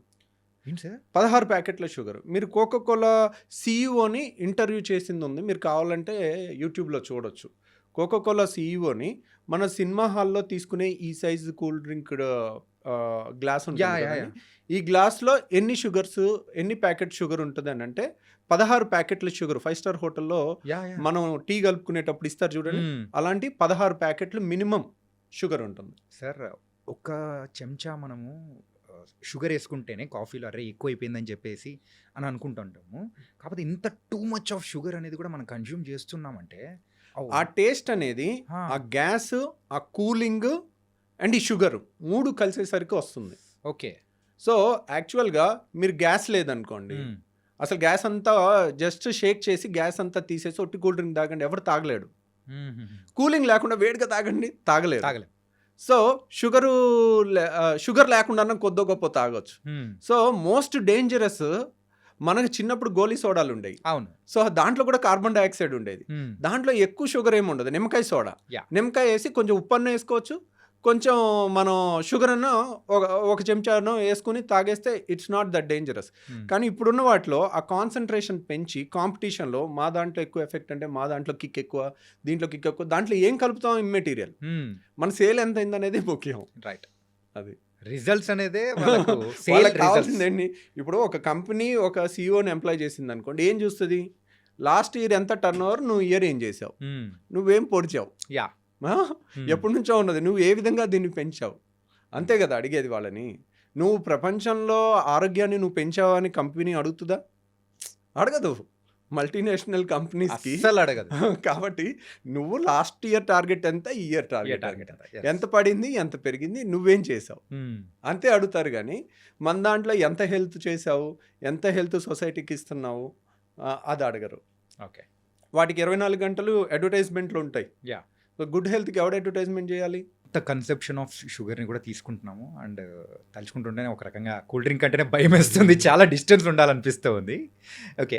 అండ్ ఈ మసాలాస్ దాని గురించి కూడా మాట్లాడుకుందామా సార్?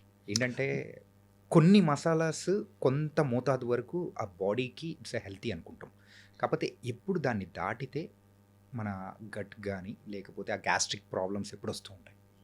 అంటే ఇప్పుడు మన మసాలాస్లో ఇప్పుడు చాలా వరకు అల్లం కానీ, తెల్లుల్లి కానీ, ఇవన్నీ కూడా కొంత యాంటీ ఆక్సిడెంట్ ప్రాపర్టీస్ ఉంటాయి. యా.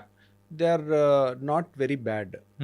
సో తర్వాత దాల్చిన చెక్క కానీ, కొన్ని ఫ్లేవరింగ్ థింగ్స్ కానీ, ఇవన్నీ కూడా చాలా మంచి ఫ్లేవర్ని ఇస్తాయి. వాటిలో హెల్త్ ప్రాబ్లం ఏమి ఉండదండి. యూజువల్గా ఓన్లీ మసాలా వల్ల కొంతమందికి ఎసిడిటీ ఆల్రెడీ ఉన్న వాళ్ళకి, లోపల అల్సర్స్ ఉన్న వాళ్ళకి కానీ, లేకపోతే రిఫ్లెక్స్ అంటారు, అంటే వాళ్ళకి ఒక వాల్వ్ లూజ్గా ఉంటుంది. ఓకే. పేగులో పైనుంచి కిందకి వెళ్ళాలి కానీ కింద నుంచి పైకి రాకూడదు. ఆ వాల్వ్ ఒకటి ఉంటుంది ఇక్కడ. ఆ వాల్వ్ అంటే ఛాతీకి పొట్టకి మధ్యలో ఒక వాల్వ్ ఉంటుంది.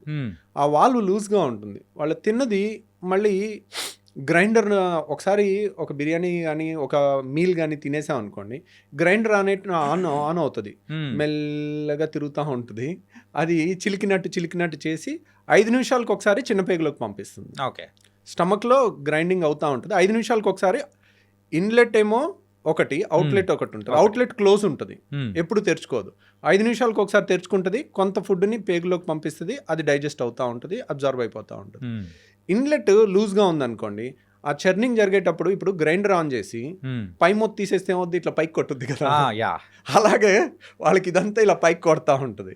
సో అలాంటి వాళ్ళు కారం మసాలా తింటే అది కారం మసాలా పొట్ట లోపల ఎంతైనా యాసిడ్ కానీ స్టమక్ వాళ్ళు స్ట్రాంగ్ ఉంటుంది, తీసుకోగలుగుతుంది. కానీ మన అన్నవాహిక తీసుకోలేదు. అన్నవాహిక ఈజ్ నాట్ అడాప్టబుల్ ఫర్ కారం మసాలా. సో ఇక్కడంతా మండినట్టు అనిపిస్తుంది వాళ్ళకి. హార్ట్ బర్న్ అంటారు దాన్ని. హార్ట్ బర్న్ వాళ్ళు ఏంటి, చాలామంది కొంచెం స్పైసీ ఫుడ్ తిన్న తర్వాత సడన్గా ఎడం పక్క నొప్పి వచ్చినట్టు, మన ఇసోఫేగస్ గుండె పక్క నుంచి వెళ్తుంది, వెనకాల ఉంటుంది. ఓకే. సో లెఫ్ట్ సైడే ఉంటుంది, మా సెంటర్కి కొంచెం ఇటువైపు ఉంటుంది. సో దాంట్లో మంట వచ్చినా గుండె నొప్పిలాగా ప్రాణం పోయినట్టు అనిపించి వాళ్ళు ఆల్మోస్ట్ ఆ భయంకే చచ్చిపోయేంత వస్తుంది. ఓకే.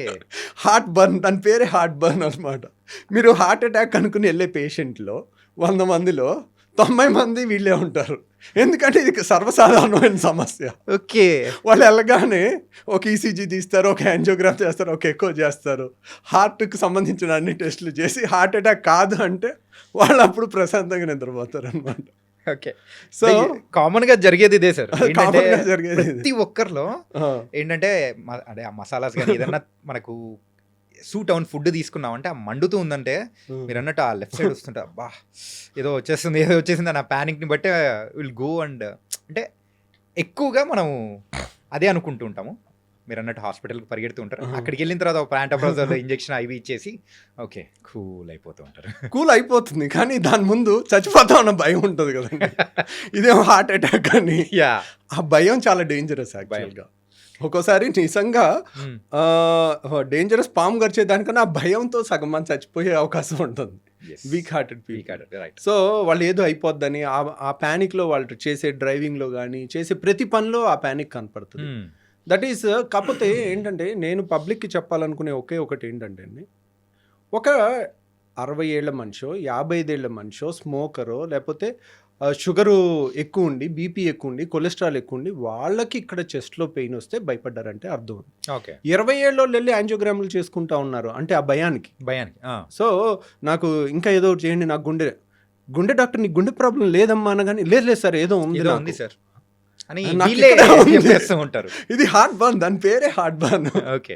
కాబట్టి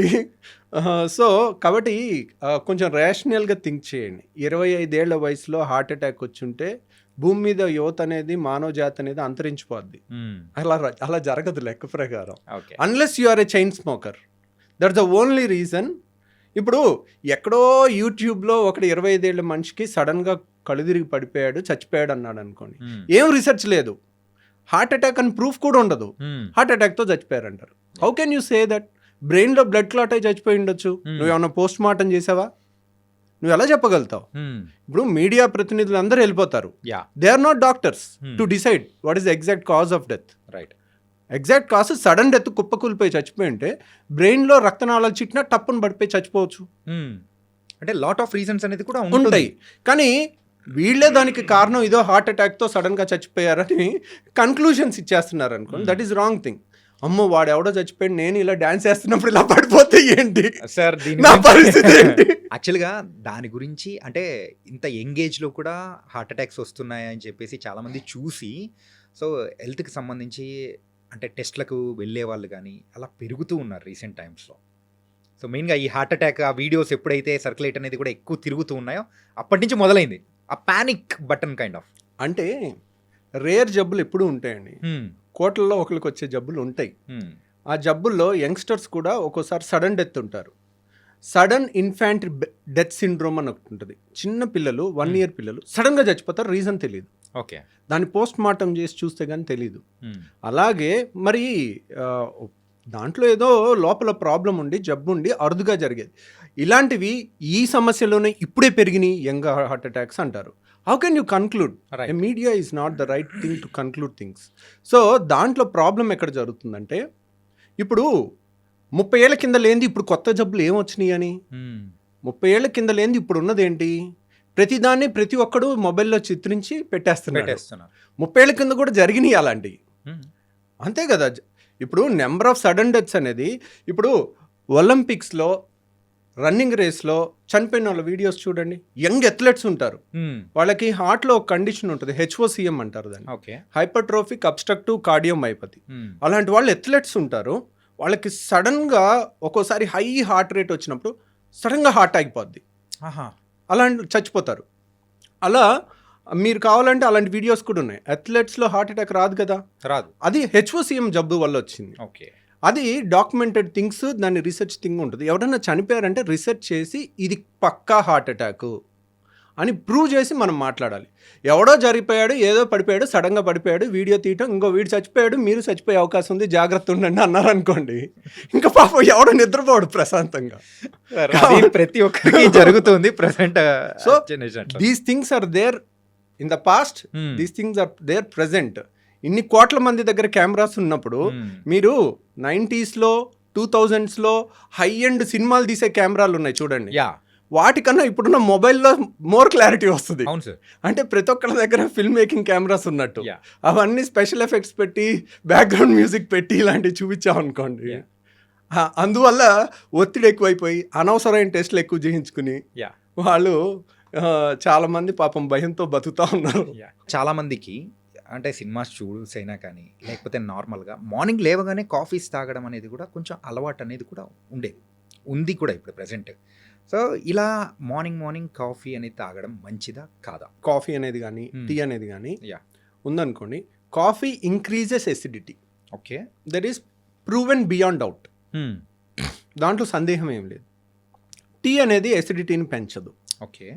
సో టీ హెల్దీయా కాఫీ హెల్దీయా అంటే tea is always healthier than coffee. So tea కాఫీల్లో ఓన్లీ నెగిటివ్ థింగ్ ఏంటి అంటే added sugar is the only negative thing. ఇక్కడ దేంట్లో టీలో కానీ టీలో కానీ కాఫీలో కానీ షుగర్ 2 స్పూన్ల షుగరు అలా వేయటం ఆపేసి 1/2 స్పూన్ షుగర్కి తీసుకురాగలిగితే కనుక దాన్ని ఆస్వాదించగలిగితే that is the best thing. Acidity లేని వాళ్ళు హ్యాపీగా తాగొచ్చు కాఫీ.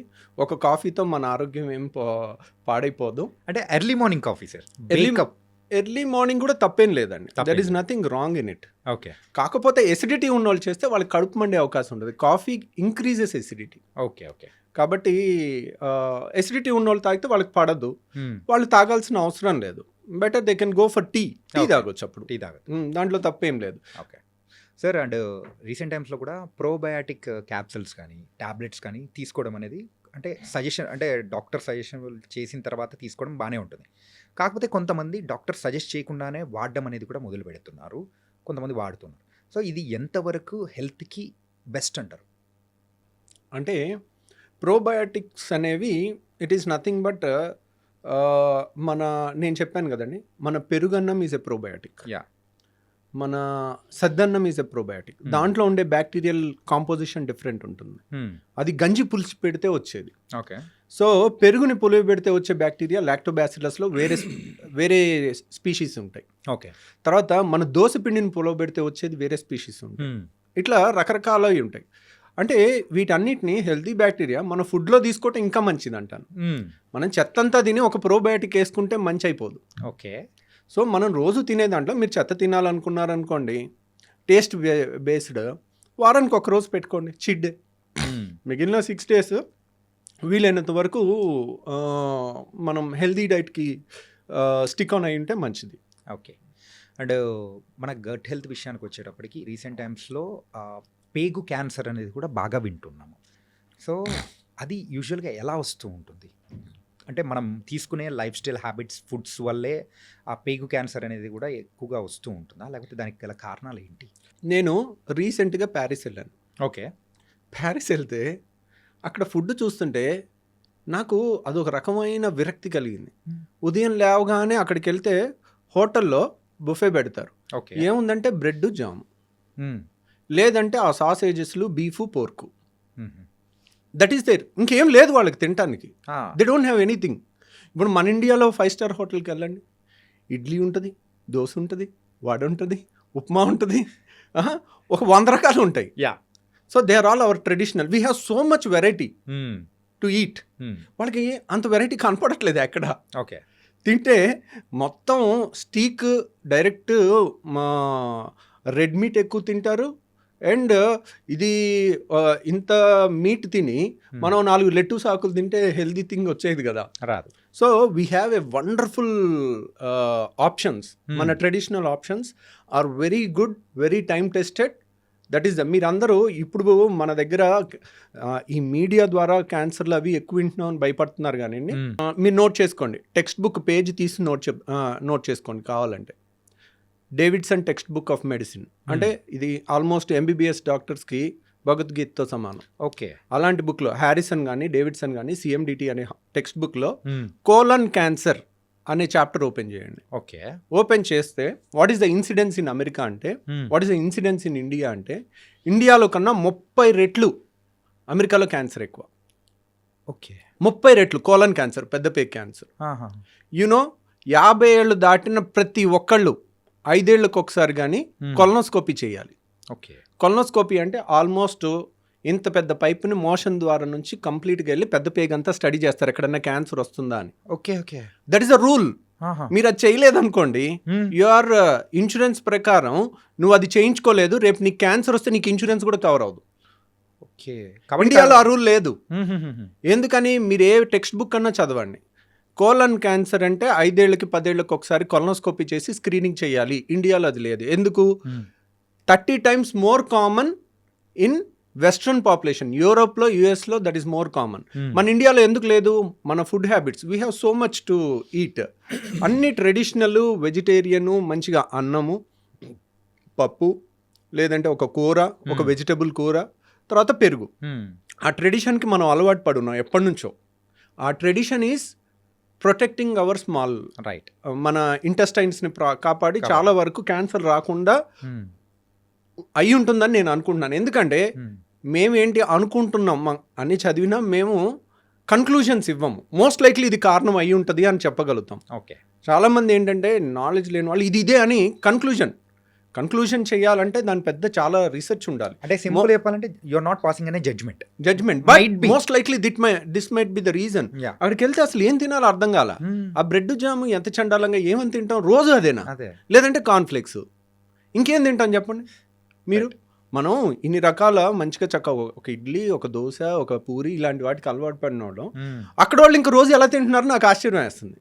సో రోజు అదే తిని వాళ్ళకన్నీ పైల్ సమస్య ఎక్కువ, ఫిషర్ సమస్య ఎక్కువ, కాన్స్టిపేషన్ సమస్య ఎక్కువ, కోలన్ క్యాన్సర్ ఎక్కువ. మన దగ్గర ఇవన్నీ లేవు. మనం ఏం చేస్తున్నాం, మన ఫుడ్ చాలదా అన్నట్టు ఆ పిజ్జా బర్గర్లు వెనకాల పడుతున్నాం. ఏముంది దాంట్లో టేస్ట్? మన ట్రెడిషనల్ ఫుడ్లో లేనంత టేస్ట్ దాంట్లో ఉందా? సో మన దాంట్లో టేస్ట్ ఉంది, దాంట్లో డౌటే లేదు. అది కొంచెం ఒక వేలం వెర్రిలాగా ఉంటుంది. ఎందుకు అన్నారనుకోండి, people ten to get attracted to negative things, destructive things more than good things. Right. And మీరు అంటారు చూడారా పోక్రీ సినిమాలో, ఏదో గాంధీ మీద సినిమా తీస్తే అస్సలు ఆడదు, అదే కడప కింగ్ 250 సెంటర్స్ 100 days అంటారు కదా. సో అంతే. ఇప్పుడు చూడండి, ఇప్పుడు మీరు మంచి సినిమా చూడండి, చూడరు. ఇప్పుడు పుష్ప 2లో ఒక స్విమ్మింగ్ పూల్లో ఉచ్చబోసే సీను ఒక హీరో చేస్తే దాన్ని మన కిడ్స్ ఏ విధంగా తీసుకుంటారండి? సో అంటే దానికి అన్ని కలెక్షన్స్ ఎలా వస్తున్నాయి? బ్యాడ్ ప్రోడక్ట్ని యూ కెన్ సెల్ ఇట్, అది నీ గొప్పతనం అయి ఉండొచ్చు. దానంతట అది ఒకప్పట్లాగా మీరు పాత సినిమాల్లో ఇప్పుడు జగదేకవీరుడు అతిలోక సుందరి సినిమా చూడండి, మీరు 100 సార్లు చూసినా చూడాలనిపిస్తుంది. ఆ శ్రీదేవి యాక్షన్ కానీ, చిరంజీవి స్టెప్పులు కానీ. So there is impeccable, that is real టాలెంట్తో వచ్చింది. ఇది మార్కెటింగ్తో వచ్చింది. ద డిఫరెన్స్ అనేది కూడా ఉంటుంది. ఓకే సార్, యూజువల్గా గ్యాస్ట్రిక్ ఇష్యూస్ ఉన్న వాళ్ళకు హార్ట్ అటాక్స్ అనేది కూడా వచ్చేస్తూ ఉంటాయంటారు. మరి ఇందాక మీరు చెప్పిన హార్ట్ బర్న్ అనే ఎక్కువ సిచ్యువేషన్స్ ఉంటారు, లేకపోతే హార్ట్ అటాక్స్ నిజంగా వచ్చే అవకాశాలు ఉంటాయంటారా? గ్యాస్ట్రిక్ రిలేటెడ్గా గ్యాస్ సమస్య ఉన్న వాళ్ళకి హార్ట్ అటాక్ వస్తుందని ఎక్కడ ఏ పుస్తకాల్లో లేదండి. కాకపోతే ఏంటంటే గ్యాస్ సమస్యలు ఉన్న వాళ్ళకి చెప్పాను కదండి, చాలా మందికి ఈ అప్పర్ వాల్వ్ అనేది లూజ్గా ఉంటుంది, వాళ్ళకి హార్ట్ బర్న్ కామన్గా ఉంటుంది. వాళ్ళకి చాలా వరకు హార్ట్ ప్రాబ్లం ఏమో అన్న భయం ఉంటుంది, కానీ యూజువల్గా వాళ్ళకి హార్ట్ అటాక్స్ పెరిగే అవకాశం లేదు. హార్ట్ అటాక్స్ పెరగొచ్చు, దేనివల్ల పెరగొచ్చు? రోజు బిర్యానీ తింటున్నారు అనుకోండి, దాంట్లో ఆయిల్ ఎక్కువ ఉంటుంది, కొలెస్ట్రాల్స్ ఎక్కువ ఉంటాయి. మనం తినే ఫుడ్ డైలీ అన్హెల్దీ ఫుడ్ తింటున్నాం అనుకోండి, డైలీ మన ట్రెడిషనల్ ఫుడ్ ఏంటి, చక్కగా కూర, పప్పు, పెరుగు ఈ టైప్ తినకుండా, సాంబారు, రసం ఇట్లాంటివి తినకుండా రోజు మనం బిర్యానీలు తింటుంటే that is not our food, that is not healthy food also. వారానికి ఒక రోజు ఈజ్ ఓకే. సో అలా తింటుంటే దానివల్ల హార్ట్ అటాక్ వస్తుంది. దాంట్లో గ్యాస్ వల్ల రాదు, మనం తినే కంటెంట్స్ ఆర్ నాట్ గుడ్, దానివల్ల రావచ్చు. ఓకే. దానివల్ల ఏముంది, మగవాళ్ళకైతే చిరుబొజ్జు వస్తుంది, అందరికి. ఇప్పుడు లేడీస్కి అయితే ఫ్యాట్ అంతా సీట్ దగ్గర పేరుకుంటుంది, మగవాళ్ళకి పొట్ట కొండలాగా పెరుగుతుంది. సో ఎప్పుడైతే పొట్ట దగ్గర ఫ్యాట్ పెరుగుతుందో వాళ్ళకి హార్ట్ అటాక్స్ ఎక్కువ వచ్చే అవకాశం. ప్రపంచం అంతటా మగవాళ్ళు ఆడవాళ్ళ కన్నా 2 ఏళ్ళు తక్కువ బతుకుతారు. మీరు జపాన్లో యావరేజ్ లైఫ్ స్పాన్ తీసుకున్నారనుకోండి, లేడీస్లో 83 ఏళ్ళు, మగవాళ్ళు 81 ఏళ్ళు. ఎందుకు?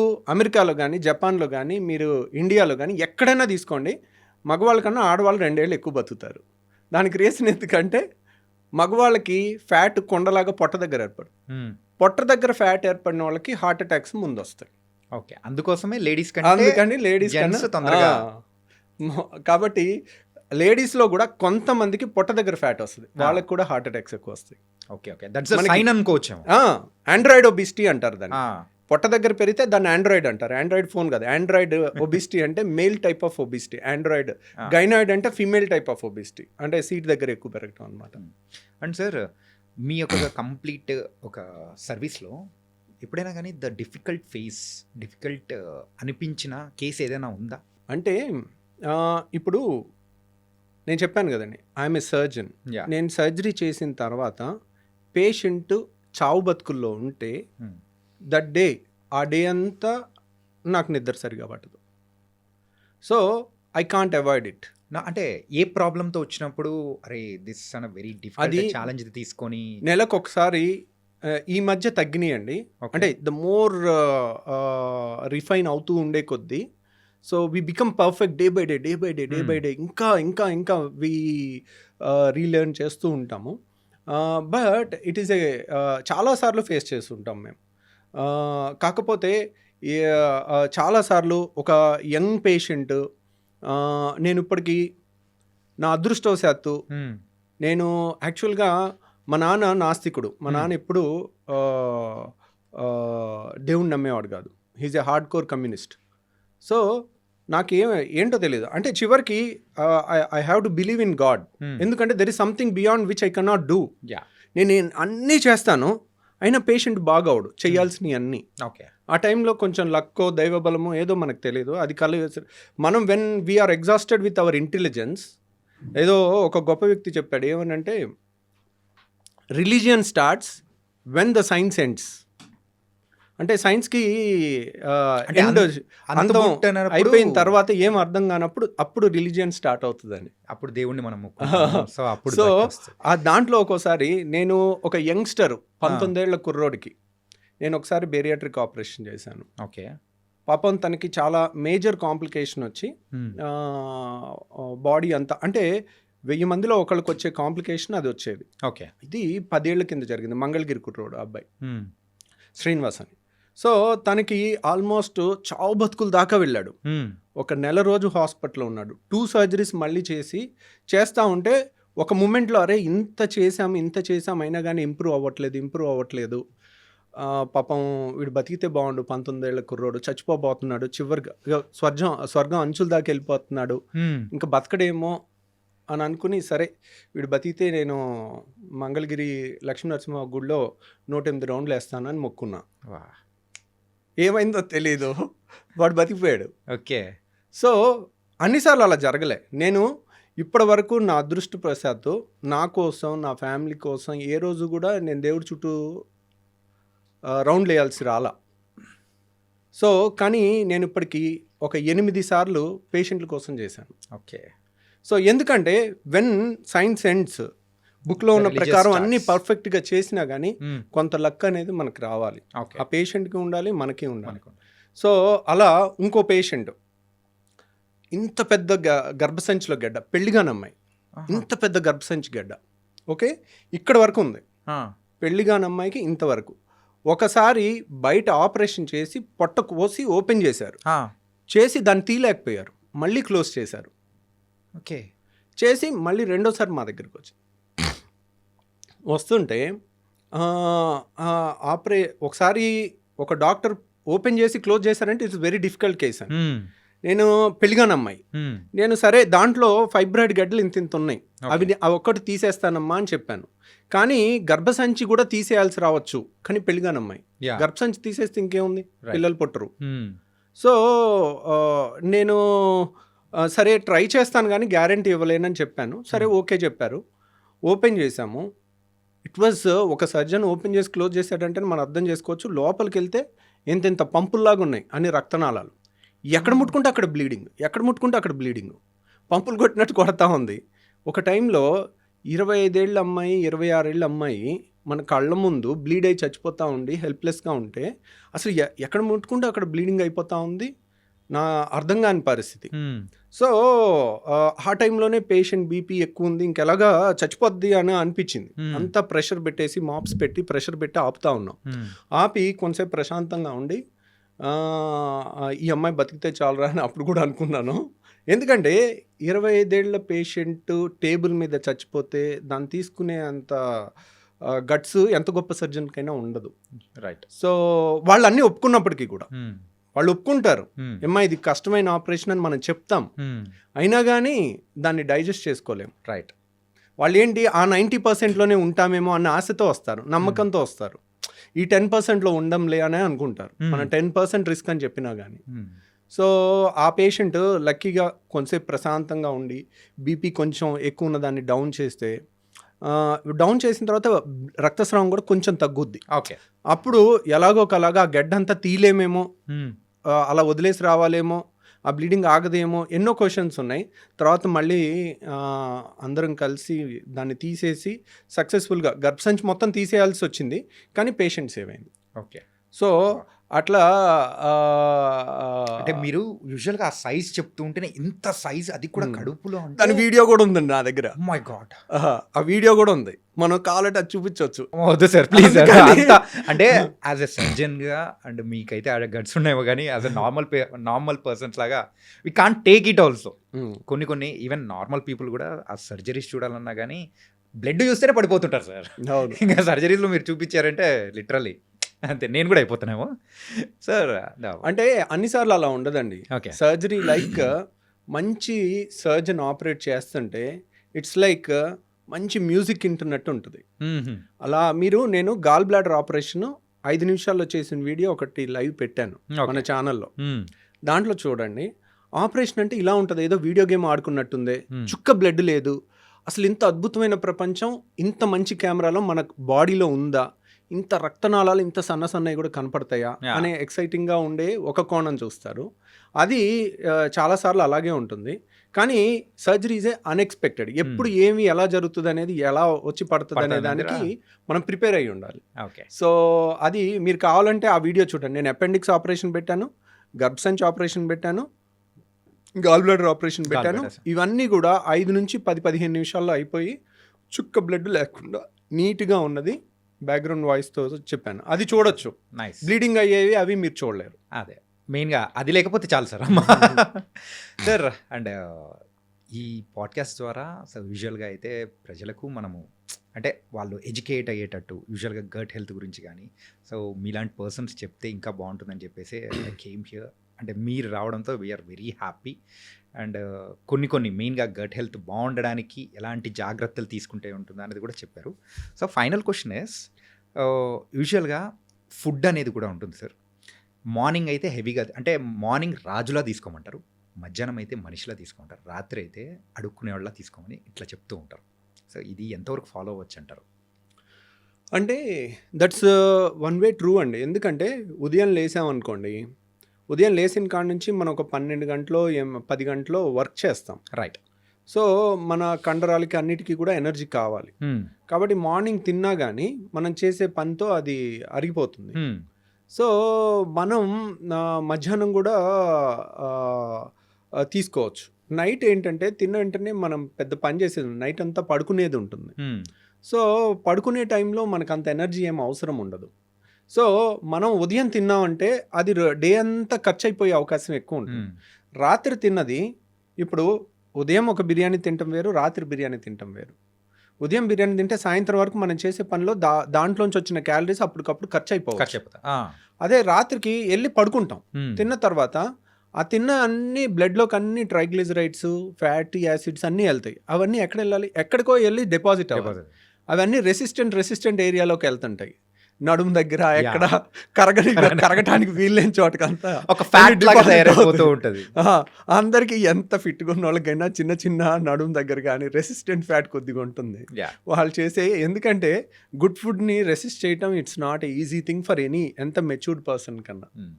So and gall bladder stones అనేది కూడా రీసెంట్ టైమ్స్లో బాగా వింటున్నాను సార్. అంటే ఇప్పుడు కిడ్నీలో స్టోన్స్ వచ్చాయంటే అది త్రూ మన యూరిన్ ద్వారా కూడా వచ్చేసి బయటికి కొట్టేస్తుంది. అది రాలేని సందర్భాల్లో ఏమంటారు, మనకు త్రూ ట్రీట్మెంట్ ద్వారా తీస్తారు. ఈ గాల్ బ్లాడర్ స్టోన్స్ అనేది వెళ్ళిపోతే ఆ గాల్ బ్లాడర్లో పడిపోతాయి అని కూడా విన్నాను.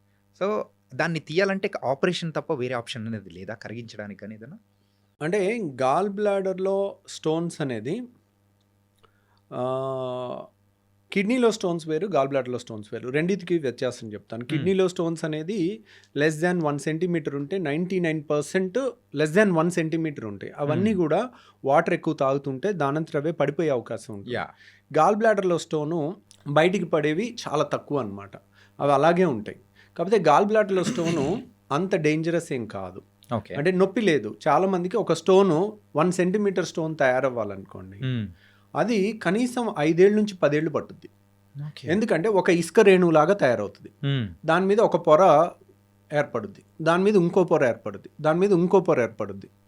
సో అలా పొరలుగా 1 సెంటీమీటర్ స్టోన్ తయారవ్వాలంటే it takes 5 to 10 years. Okay.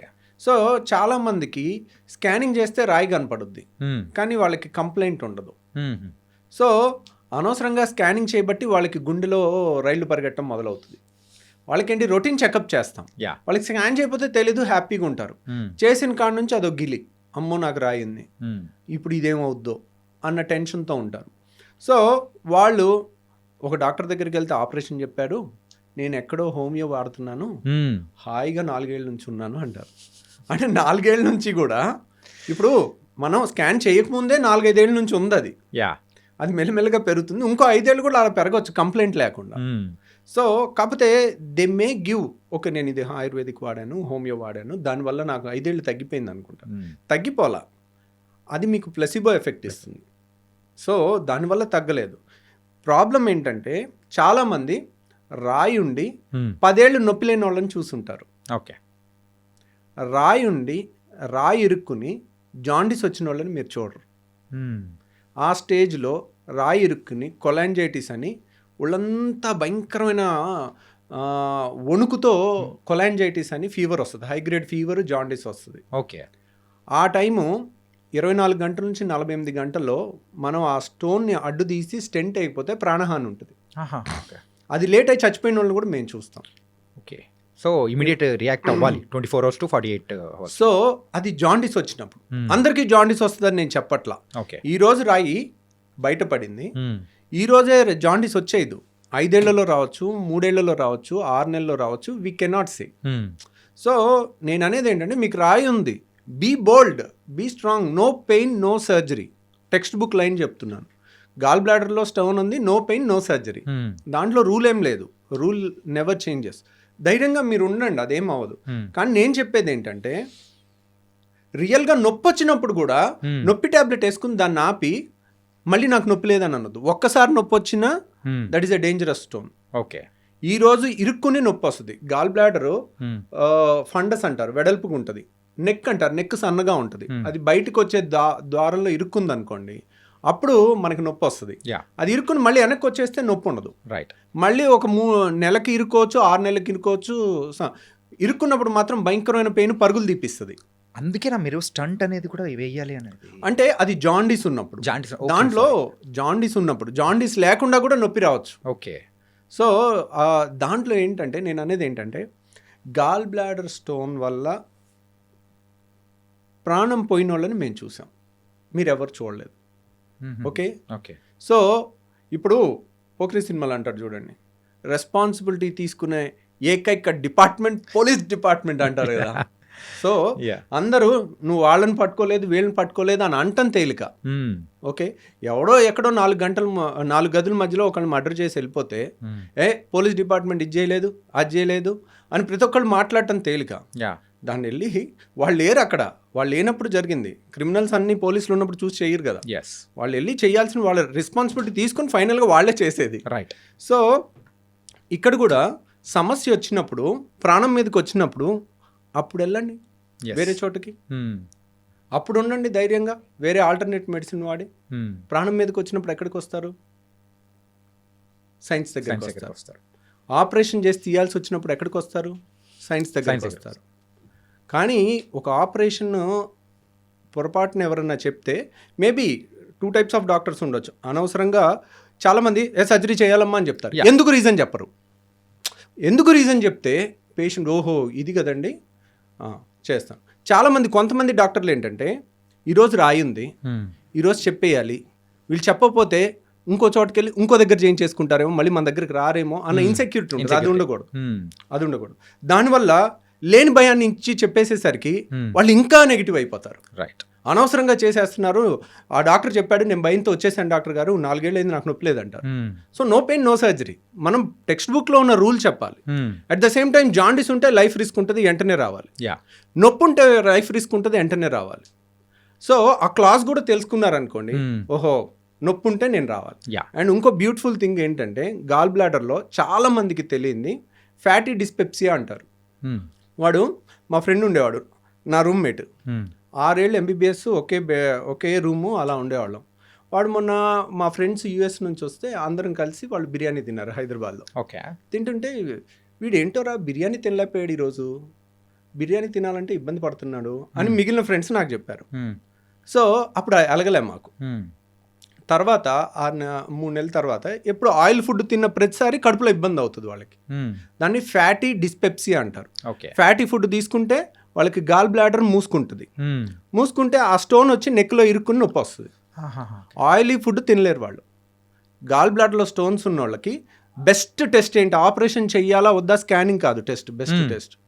Best test వారానికి ఒక రోజు మంచిగా దట్టంగా నూనె ఉన్న ఫుడ్ 2 ముద్దలు తినండి చాలు. హ్మ్. వాళ్ళకి కడుపులో ఏదో ఇబ్బంది అనిపిస్తుంది. ఇప్పుడు అందరూ లొట్టలు వేసుకుని తింటారుగా, బిర్యానీలో ఇంత గ్రేవీ వేసుకుని, లేదంటే పైన చేపల పులుసు పైన ఆయిల్ తేలుతా ఉంటుంది, 2 గంటలు వేసుకుని లొట్టలు వేసుకుని తినాలి కదా అందరూ. వాళ్ళు తినలేరు. వాళ్ళు నేను గాల్ బ్లాడర్ స్టోన్ వాళ్ళకి ఈ ఒక్క టెస్ట్ చేసుకోండి. మీరు కనుక ఇది పాస్ అయితే మీకు ఆపరేషన్ అవసరం లేదు. ఓకే. మీరు ఇది ఫెయిల్ అయితే వెంటనే రావాలి. అప్పుడు కూడా అమ్మో నా గాల్ బ్లాడర్ నేను పారిపోతా అనొద్దు. మనం బోల్డ్గా ఉండాలి. ఆపరేషన్ అవసరం లేకుండా చేయటం ఎంత తప్పో, బాగా అవసరం ఉన్నప్పుడు చేయించుకోవటం కూడా ఇంకా డేంజరస్. ఓకే. సో నేనేంటి సింపుల్గా టెక్స్ట్ బుక్లో లైన్ చెప్పేస్తున్నాను. ఫ్యాటీ డిస్పెప్సియా ఉంటే ఈరోజు టైం బాంబు లాంటిది. ఈరోజు మీకు నొప్పి ఉండకపోవచ్చు, వచ్చి తగ్గిపో ఉండొచ్చు. లేదంటే ఆయిల్ ఫుడ్ తింటేనే నాకు వస్తుంది డాక్టర్ గారు, నేను డైట్తో తెలివిగా తప్పించేసుకుంటున్నాను సంవత్సరం నుంచి. అది తెలివితో తప్పించుకోవడం గొప్ప విషయం కాదు. అదేంటి, అది ఇండికేషన్, అది వార్నింగ్ ఇస్తుంది. అప్పుడు మనం వార్నింగ్ ఇచ్చిన తెలివైన వాళ్ళు ఏంటి, వార్నింగ్ పట్టుకోవాలి. ఎందుకు మీరు ఆ తెలివైన వాళ్ళు ఇప్పుడు వాళ్ళకి హాలిడేస్ ఉండొచ్చు, దసరా హాలిడేస్, సంక్రాంతి హాలిడేస్, లేదా వీకెండ్ హాలిడేను, 1 డే 5 నిమిషాలు ఆపరేషన్. ఎర్లీ స్టేజ్లో వస్తే 5 నిమిషాలు అయిపోద్ది. ఓకే. అదే బాగా నొప్పి వచ్చి మందులు వాడి మళ్ళీ తగ్గించుకుని ఒక 6 నెలలు సంవత్సరం పోస్ట్పోన్ చేయొచ్చు. ఏ గాల్ బ్లాడర్ స్టోన్స్ నన్ను మనం పోస్ట్పోన్ చేయొచ్చు సర్జరీని. నొప్పి వచ్చిన తర్వాత కూడా చేయొచ్చు. But that's not. ఎందుకు అలా పోస్ట్పోన్ చేసి నొప్పి వచ్చినప్పుడల్లా నొప్పి మెడిసిన్ ఇచ్చి యాంటీబయాటిక్స్ ఇచ్చి దాన్ని తగ్గించి సంవత్సరం తర్వాత ఆపరేషన్ చేసేటప్పుడు నేను కావాలంటే ఆ వీడియో చూపిస్తాను. 5 నిమిషాల్లో అయిపోయిన ఆపరేషను, 1.5 గంటన్నర పట్టే ఆపరేషను. సో ఎక్కడికక్కడ ముద్దలాగా అయిపోయి, ఇప్పుడు మీకు ఇక్కడ ఒక కత్తితో కట్ చేసి కుట్టేయటం చాలా తేలిక, fine cut, clear cut edges కనపడతాయి. అదే బైక్ మీద నుంచి కింద పడిపోయి మొహానికి ఏదన్నా రాయో ఏదో గుద్దుకుని మొహం ఇంత ఉబ్బిపోయి కళ్ళు కూడా కనపడవు, కళ్ళు ఓపెన్ అవ్వవు, ఈ అన్నీ ఉబ్బిపోయి ఉంటుంది. అలా దెబ్బ తగిలినప్పుడు కానీ, చీమ్ పట్టినప్పుడు కానీ చీమగడ్డ ఉబ్బుద్దా, ఎర్రగా అయిపోద్దా, అలా ఉంటుంది గాల్ బ్లాడర్. ఓకే. అలాంటి దానికి ఆపరేషన్ చేయాలంటే మీకు ఈ ఫైన్ కట్కి చేసిన దానికి ఉబ్బిపోయి మొత్తం ట్రామా అయ్యి మొత్తం వంకాయ బజ్జీ లాగా అయిపోయిన దాని మీద ఆపరేషన్ చేయడానికి చాలా తేడా ఉంటుంది. Right got it. సో వాళ్ళు అది చూడరు. మేము చేస్తుంటాం, చేసేటప్పుడు తిట్టుకుంటూ ఉంటాం, వీళ్ళు ఏంటి ఇంత ఎన్నిసార్లు చెప్పినా ముందు వచ్చే హాయిగా ఉండేది కదా, వాళ్ళకే రిస్క్ కదా. ఇప్పుడు యంగ్స్టర్స్ మీ ఏజ్ వాళ్ళు అనుకోండి, నేను 2 గంటలు చేసినా తట్టుకుంటారు. అదే 60 ఏళ్ళ వాళ్ళకి హార్ట్ ప్రాబ్లమ్స్ అన్నీ వచ్చే వయసు, మీ వయసుకి మీకు రిజర్వ్ కెపాసిటీస్ ఎక్కువ ఉంటాయి. అదే 60 ఏళ్ల వయసు వాళ్ళు 2 గంటలు ఆపరేషన్ చేసేటప్పుడు ఏదైనా హార్ట్ బీట్ అప్ డౌన్ అయ్యి ప్రాణాలకి రిస్క్ ఉంటుంది. అంత రిస్క్ ఏముంది, 5 నిమిషాలు దానికి భయపడితే. మీరు కావాలంటే భయపడేది ఉంటే నాది 5 నిమిషాల వీడియో చూడండి, లైవ్ వీడియో 5 నిమిషాల్లో నేను ఫినిష్ చేసేసింది. సో 5 నిమిషాలు అయిపోయి 3 గంటల్లో లేచి నడిచి మరుసటి రోజు వెళ్ళిపోతే వై నాట్, అంతే కదా. సో అర్లీగా మనం చేసుకుంటే కూల్ అయిపోతుంది అన్నమాట. ఇంకొక పైత్యం ఉంది. ఇప్పుడు మొన్న ఒక కప్పులు లండన్ నుంచి వచ్చి చైనా వెళ్ళి గాల్ బ్లాడర్లో స్టోన్కి ప్రపంచం మొత్తం గాల్ బ్లాడర్ తీసేస్తున్నారు. నేను చైనా వెళ్ళి ఎక్కడ లేని టెక్నాలజీ రాయి ఒక్కటి తీయించుకొచ్చాను, గాల్ బ్లాడర్ తీయించుకురాలేదు. దాన్ని లైవ్ ఇవో లోపలికి వెళ్తున్నాం, లోపలికి వెళ్ళేటప్పుడు ఫీలింగ్స్, బయటకు వస్తున్నాం ఆ టైంలో ఫీలింగ్స్, దానికి మిలియన్స్ ఆఫ్ వ్యూస్. సార్ అదేమన్నా హోమ్ టూరా సార్? సో ఆపరేషన్ కానీ యునో ఆ ఒక్క వీడియో చూసి వచ్చి మమ్మల్ని, ఏం డాక్టర్ గారు ఈ టెక్నాలజీ మీకు రాలేదా? సో ఫస్ట్ ఆఫ్ ఆల్ మనం చేస్తుందే తప్పు. ఓకే. సో ఇప్పుడు అది రాలేదు, అది కదండి గాల్ బ్లాడర్ తీసిన వాళ్ళు గాల్ బ్లాడర్లో స్టోన్ తీయలేరా?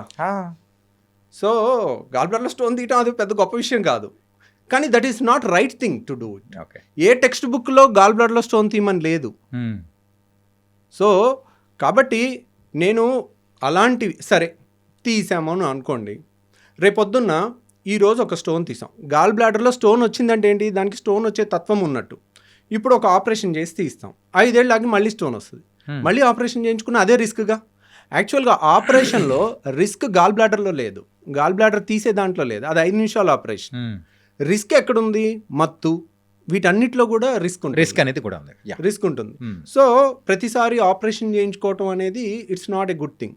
కానీ ఇప్పుడే చెప్తున్నా, సైన్స్ ప్రకారం ఒక 100 ఏళ్ల రీసెర్చ్కి ఎగెన్స్ట్కి వెళ్ళాలని అనుకోవటం అన్నిసార్లు ఉత్తమం కాదు. యా. దాంట్లో ఒకసారి నువ్వు బయటపడవచ్చు. 1 వేలో ఎదురెళ్ళకూడదు అన్నారు, ట్రాఫిక్ లేదు, నేను 1 వేలో ఎదురెళ్ళాను, 60 స్పీడ్తో వెళ్ళొచ్చాను, నేను గొప్ప అనుకోవటం కాదు. That is wrong thing. Right. మీకు కావాలనుకోండి, మీకు ఆ రాయి ఒక్కటే తీయాలనుకుంటే అది నేను తీసి పెడతాను, కానీ నేను చెప్పటం నా duty. This is not the right thing అండి అని. సో ఇన్స్పైట్ ఆఫ్ దట్ వాళ్ళు అడిగారు అనుకోండి, సో ఓకే చేసి పెడదాం, ఏముంది దాంట్లో. ఇప్పుడు కానీ మళ్ళీ వచ్చే అవకాశాలు అనేది కూడా మళ్ళీ వచ్చే అవకాశం ఉంటుంది, రిస్క్ కూడా ఎక్కువ ఉంటుంది. ఎందుకంటే గాల్ బ్లాడర్ గోడ అనేది పేపర్ కన్నా పలుచుకుంటుంది. ఓకే. సో గాల్ బ్లాడర్లో స్టోన్ వస్తే గాల్ బ్లాడర్ మొత్తం తీసేస్తాం, అది స్టాండర్డ్ టెక్స్ట్ బుక్ ట్రీట్మెంట్. కిడ్నీలో స్టోన్ వస్తే కిడ్నీ తీసేస్తారు ఎవరు? తీయరు కదా. మరి కిడ్నీ ఎందుకు తీయట్లేదు ఏ డాక్టరు? స్టోన్ ఒకటి, కిడ్నీ ముఖ్యమైన అవయవం కాబట్టి. సో 600 అయినా రాయ తీస్తాం. సో గాల్ బ్లాడర్ వాలే పల్చగా ఉంటుంది పేపర్ అంతా, దాన్ని కట్ చేసి దాన్ని కుట్టిన తర్వాత ఒక్కోసారి అక్కడ నుంచి పసర్ లీక్ అయింది అనుకోండి, సెప్టిక్ అయి ప్రాణహాని కూడా ఉంటుంది. సో అది రాకుండా కూడా జాగ్రత్త తీసుకుని చెయ్యొచ్చు. కానీ గాల్ బ్లాడర్ ఆపరేషన్ ఉదయం చేస్తే సాయంత్రం ఇంటికి పంపించేస్తాం. అలా చేసిన వాళ్ళకి ఒక ట్యూబ్ పెట్టాలి. సో వాళ్ళకి ఇంకా కంబర్సం ఉంటుంది, అది వాళ్ళకి తెలియదు కదా. కాకపోతే వాళ్ళకేంటి, వాళ్ళకి ఒకే ఎమోషన్, నా అవయవం తీయలేదు అనే ఎమోషన్ ఉంటుంది. కానీ అది అన్నిసార్లు అదేం పెద్ద ఇంపార్టెంట్గా అవయవం ఏం కాదు. కానీ కొంతమంది అడిగారు అనుకోండి, that is not a conventional treatment, మీకు అది కావాలంటే అది చేస్తాం. సో అది చేయలేని వాళ్ళు ఇండియాలో లేకపోవటం అనేదే లేదు. It's depends on the persons. కానీ పేషెంట్ ఖర్చు ఇప్పటికీ చెప్తున్నాను వినండి, మీకు ఎవరికన్నా ఓన్లీ రాయి తీయాలన్నా కానీ we don't recommend it, but that's not a great thing to achieve. అది ఎక్కడా లేని ట్రీట్మెంట్ ఓన్లీ చైనాలో ఉందని అనుకోవటం తప్పు. ఓకే. మీకు కావాలంటే ఆ వీడియో నేను కూడా చేసి పెట్టి పంపిస్తాను. It was very nice talking to you sir. Really bold అనే విషయాలు అనేది కూడా తెలుసుకున్నాను. కాకపోతే మీతో మాట్లాడుతూ ఉంటే ఇంకా సరిపోలేదు, ఇన్కంప్లీట్ అన్నట్టు కూడా అర్థమవుతుంది. అండ్ ఈ సెషన్లో మాత్రం చాలా వాల్యుబుల్ సజెషన్స్ కానీ, and how you started your journey in the gastroenterology and బెర్టియాలజీలో కూడా చాలా చక్కగా చెప్పారు. Really thank you so much for coming here and మీ టైం అనేది కూడా ఇచ్చినందుకు. Thank you very much.